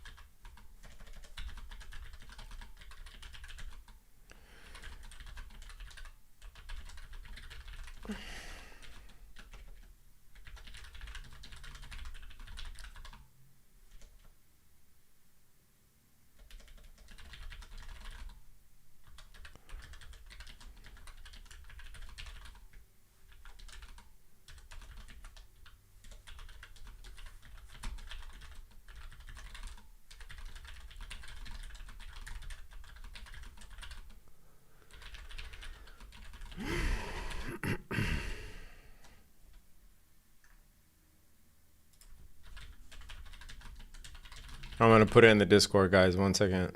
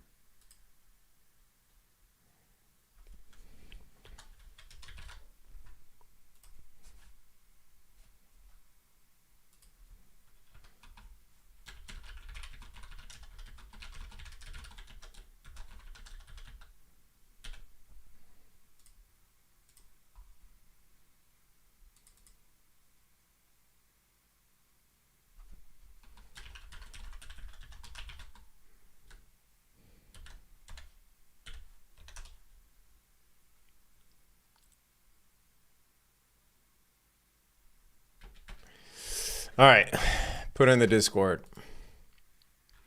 Yeah, this is atrocious price action here on NQ or ES.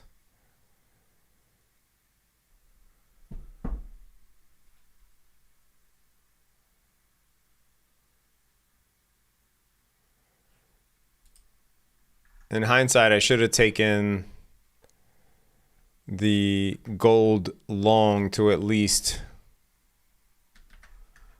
the golden pocket, because I was looking to short from the golden pocket.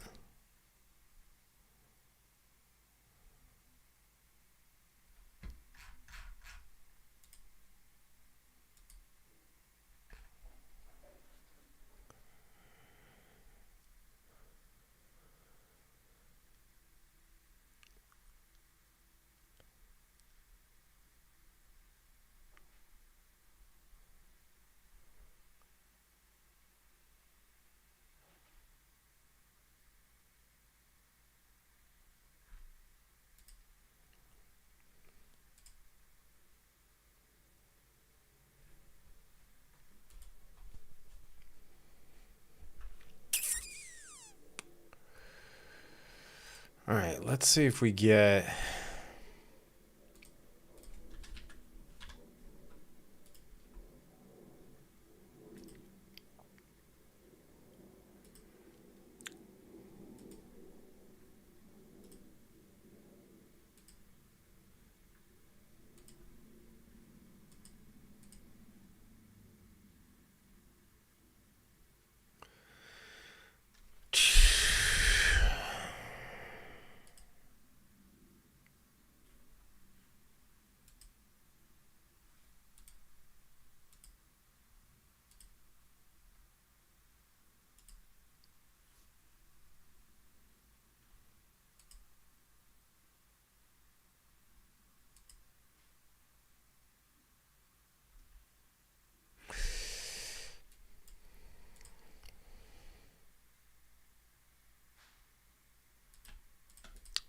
All right, silver swept that high.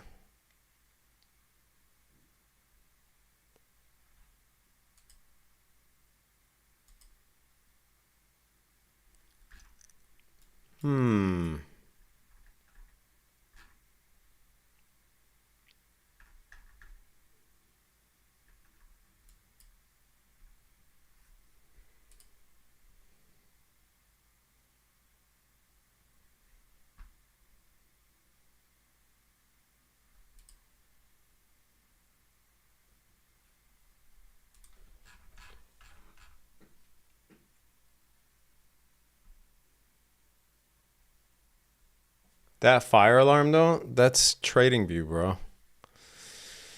That's not the fire alarm. Is your red list a bullish or bearish list? Have zero idea what this guy's talking about.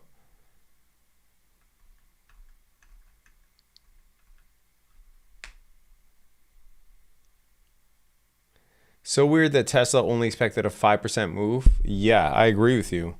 That makes this play even more poignant. What is causing the move on Oklo? The fact that I have calls on Oklo. That's what's causing the move on Oklo. I don't know, guys. Like a lot, people are always asking, well, why is this going up? Why is this going down? And yeah, sometimes you're going to have one specific reason, but most cases it's technical. So you have this clear flag here. Oklo, the reason that we longed it, and by the way, I was down on these calls, so I'm not going to act like they were up the whole time. But we have a huge volume push here. Trail off in volume on the retracement, golden pocket, this gap here, broke out of the long-term trend. I don't know why Oklo is up today. It's not, there isn't a news event, but nobody asks why Oklo retraced 30% in 2 weeks. They only want to ask about the day that it's up because that's the day they didn't catch. So, you know, make sure that your entry model allows you to get in these plays. Like iron, for instance, we broke out of this yesterday. So I entered it before market close. There isn't a specific reason that it's breaking out besides technical. Oh, I like this on CoreWeave.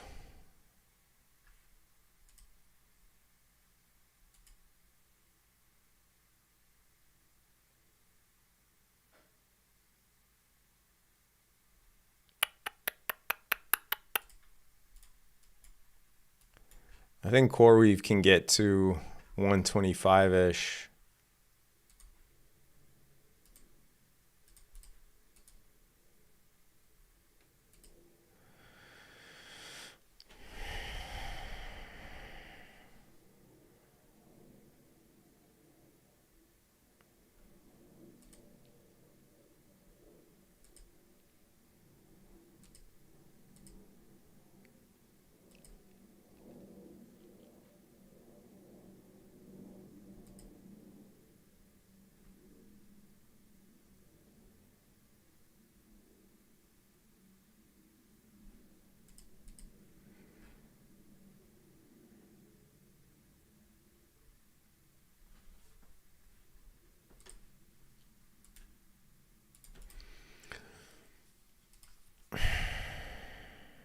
There is half an hour until market close. I want to see if we confirm something here.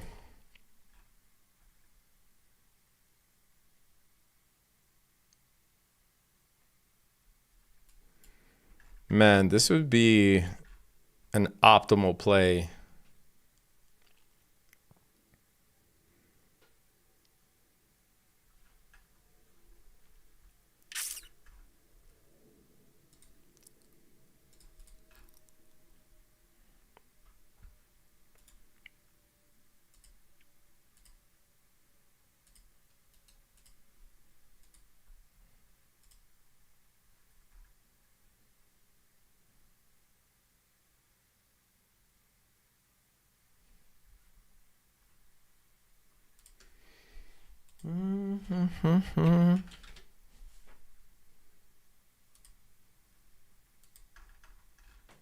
What the fuck is this mess?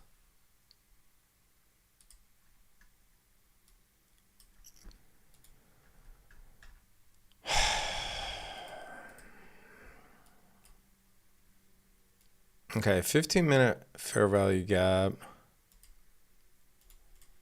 Okay. I might take a short on NQ here.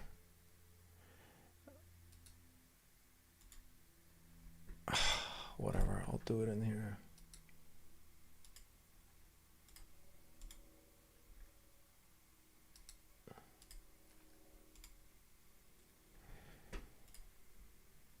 So we hit the 0.5.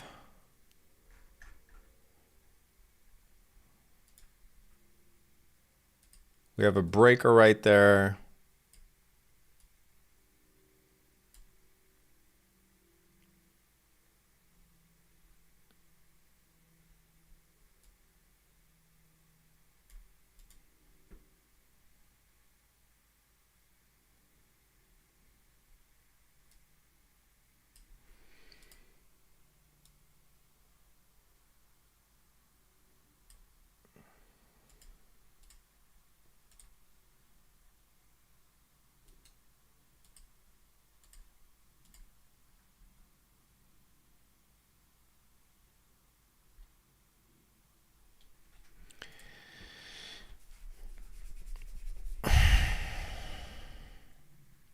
We have bearish divergence between NQ and ES.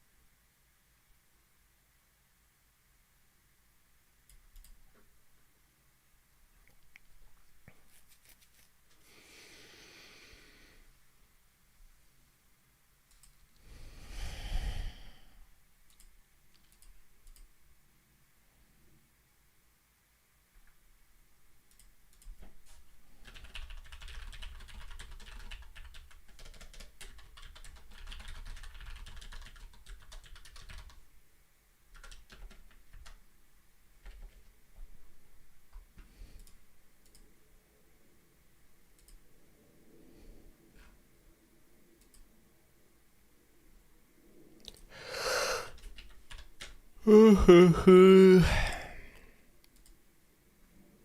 haven't taken a single fucking day trade.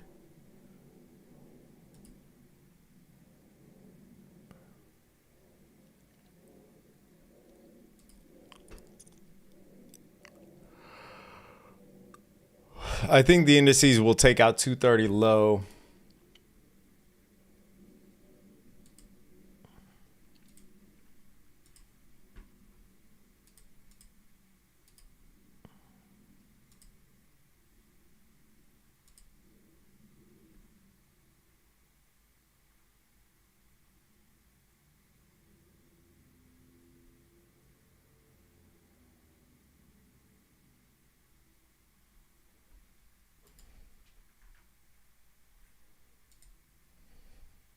Come on, dude.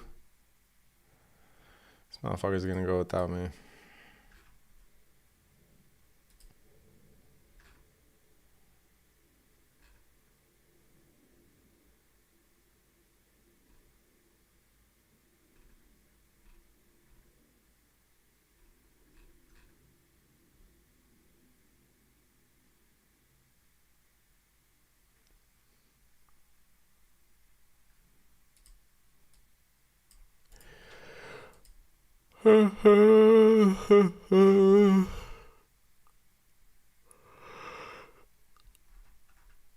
Yeah.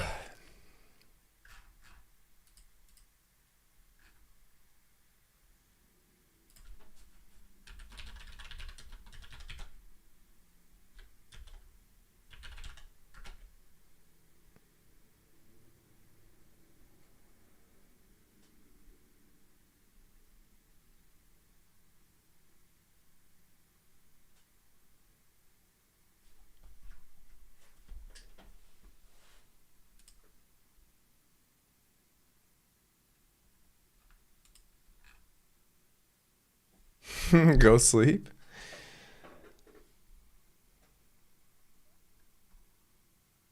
Z stayed all afternoon for us. You're welcome. Miss Mars, you have to sing for us? What? What do you think I'm going to sing for you?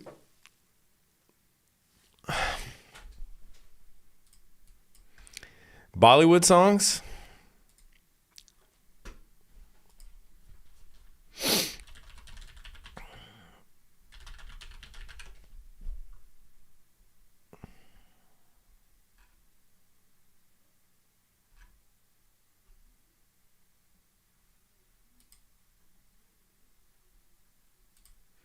Miss Mars wants me to sing Jai Ho.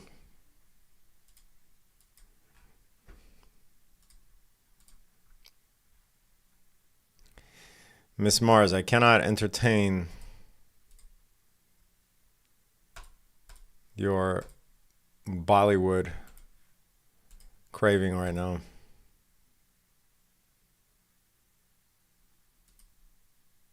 Oh my God, this motherfucker's going without me.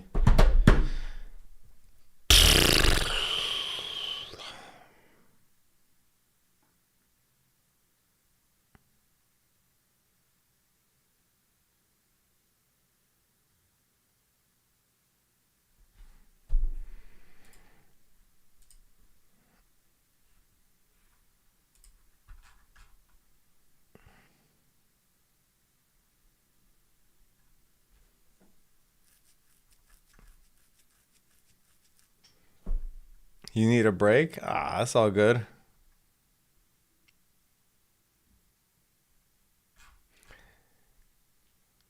You're in it? You're in the NQ short?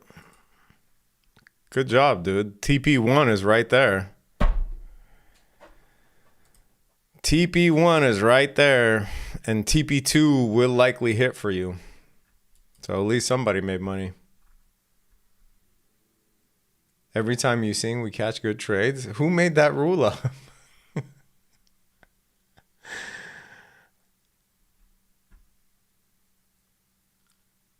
think Z can play guitar. I can play guitar.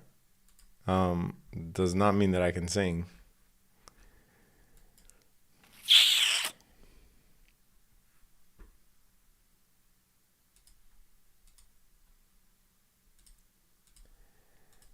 God damn it.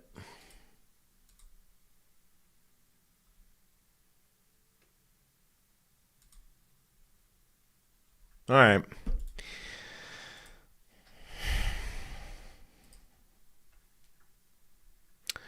Silver's trying to tag all-time high too. Whoa, dude. Jerome Powell didn't say that much.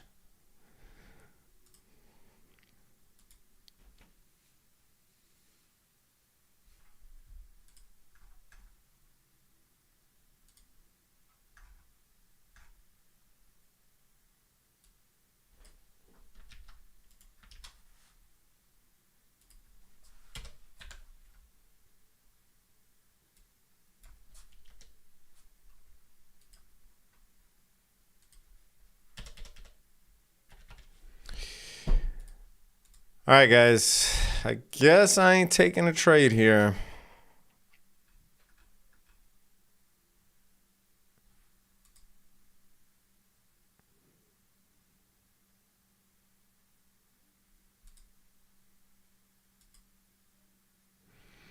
Shout out to the swings, though. Definitely paid the bills today, but I literally took 0 trades for FOMC.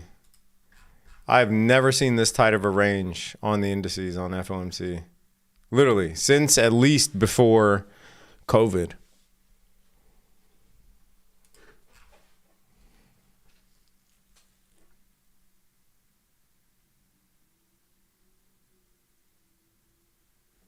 I have a book coming out soon.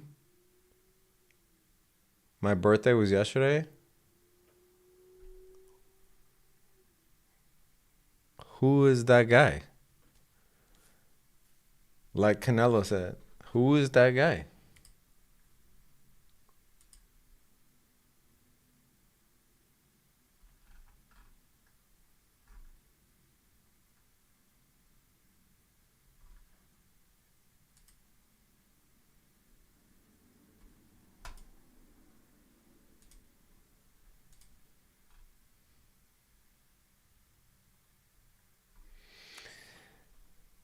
Bob Kai says, you're soft. Bro, I go live trying to trade for y'all. I make videos trying to give you the best market information possible. Most people are cool. Then you get these fatherless fuckboys that think that I'm, for some reason, the subject of their ire. Bobby K says you're soft. All right, bro. Whatever makes you feel better, dog. Imagine, like, I cannot imagine just being a man that sits behind a computer and watches another man on stream and typing the words, you're soft. Yeah, that'll show him. Enter. This motherfucker doesn't even know me.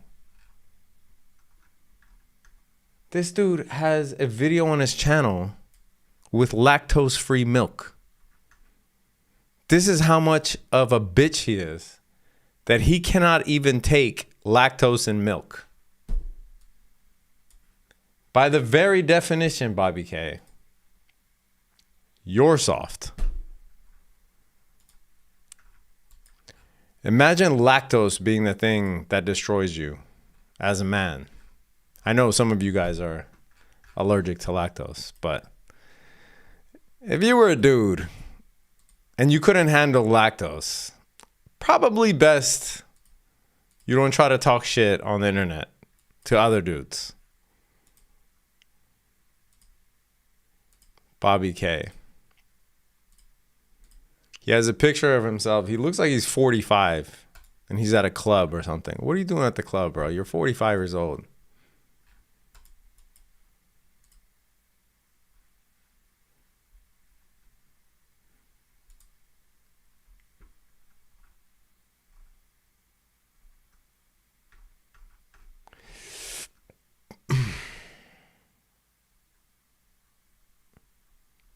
He can't sing or play guitar. I mean, apparently he can't even fucking drink milk.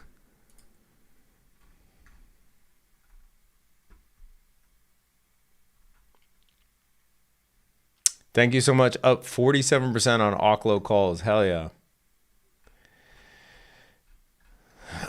What is Meta doing today? Fuck all? Shit. It does report after hours. I mean, Meta to me, I did a whole analysis on Meta. But I did a video for you guys too on the most underrated stocks, and Meta was in there, and I went through a full analysis on Meta. And I said, whatever happens for earnings, you know, Meta trading at forward PE, I think its forward PE was 21. That's just insane. So the last time that Meta had earnings, it dropped by 11%. If you guys remember, this was the accounting hit, that $15 billion accounting hit. And then there was momentum spurred by CapEx spending, et cetera, et cetera. But this initial thing was that $15 billion hit, and it just carried momentum down. So, you know, at 600, Meta trading at a forward 21 PE is ultra cheap. So I don't claim to know exactly what Meta is going to do for earnings price-wise, but at that price, I also don't care.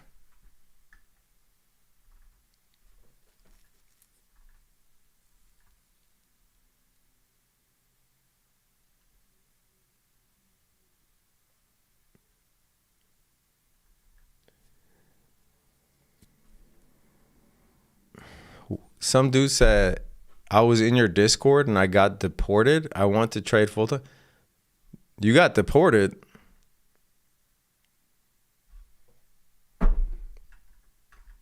I don't even know how to respond to that, bro. Like in real life? Or you mean somebody kicked you out of the Discord?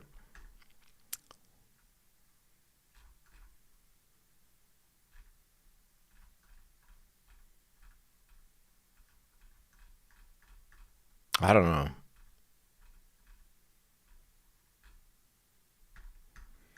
The guy says Bobby K looks like he sells douchebag insurance. Yeah, bro. Definitely, if you are trying to buy a used Toyota and you roll up on the lot, a guy looking like Bobby K is definitely showing up to help you.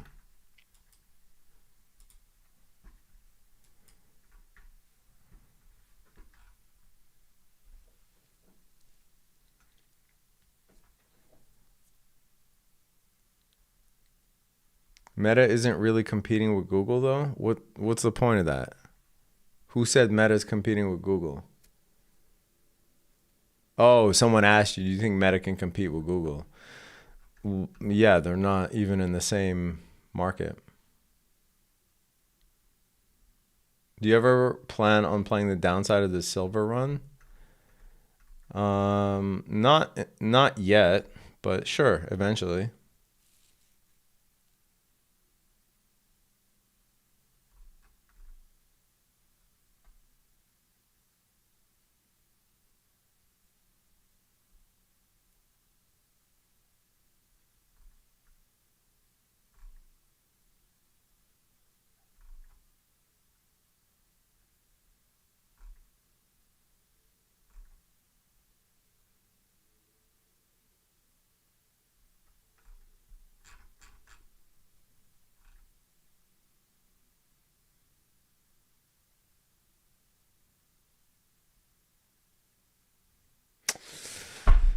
All right. Well, NQ got to the price target, but it didn't catch my entry here.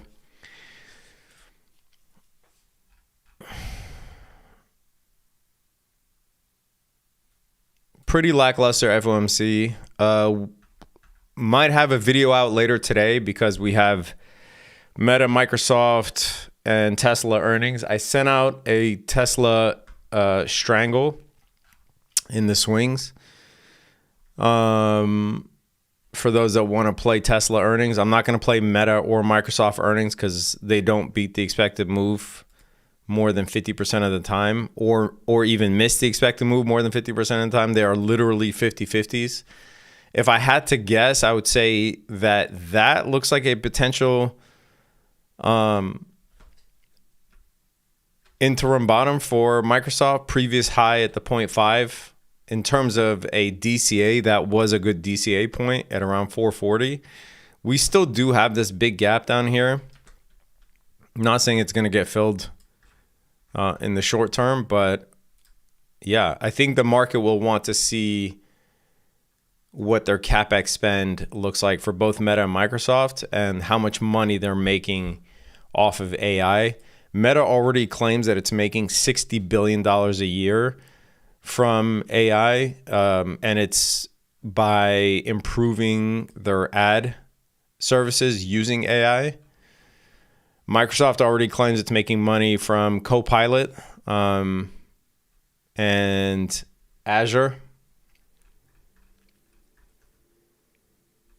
So we will see, guys. Flat S&P 500, NQ up 0.3, made all-time highs on both QQQ and SPY.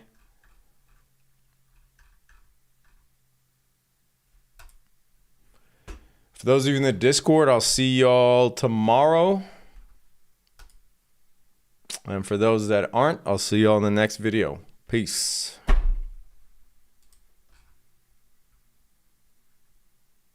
Mastermind is tomorrow.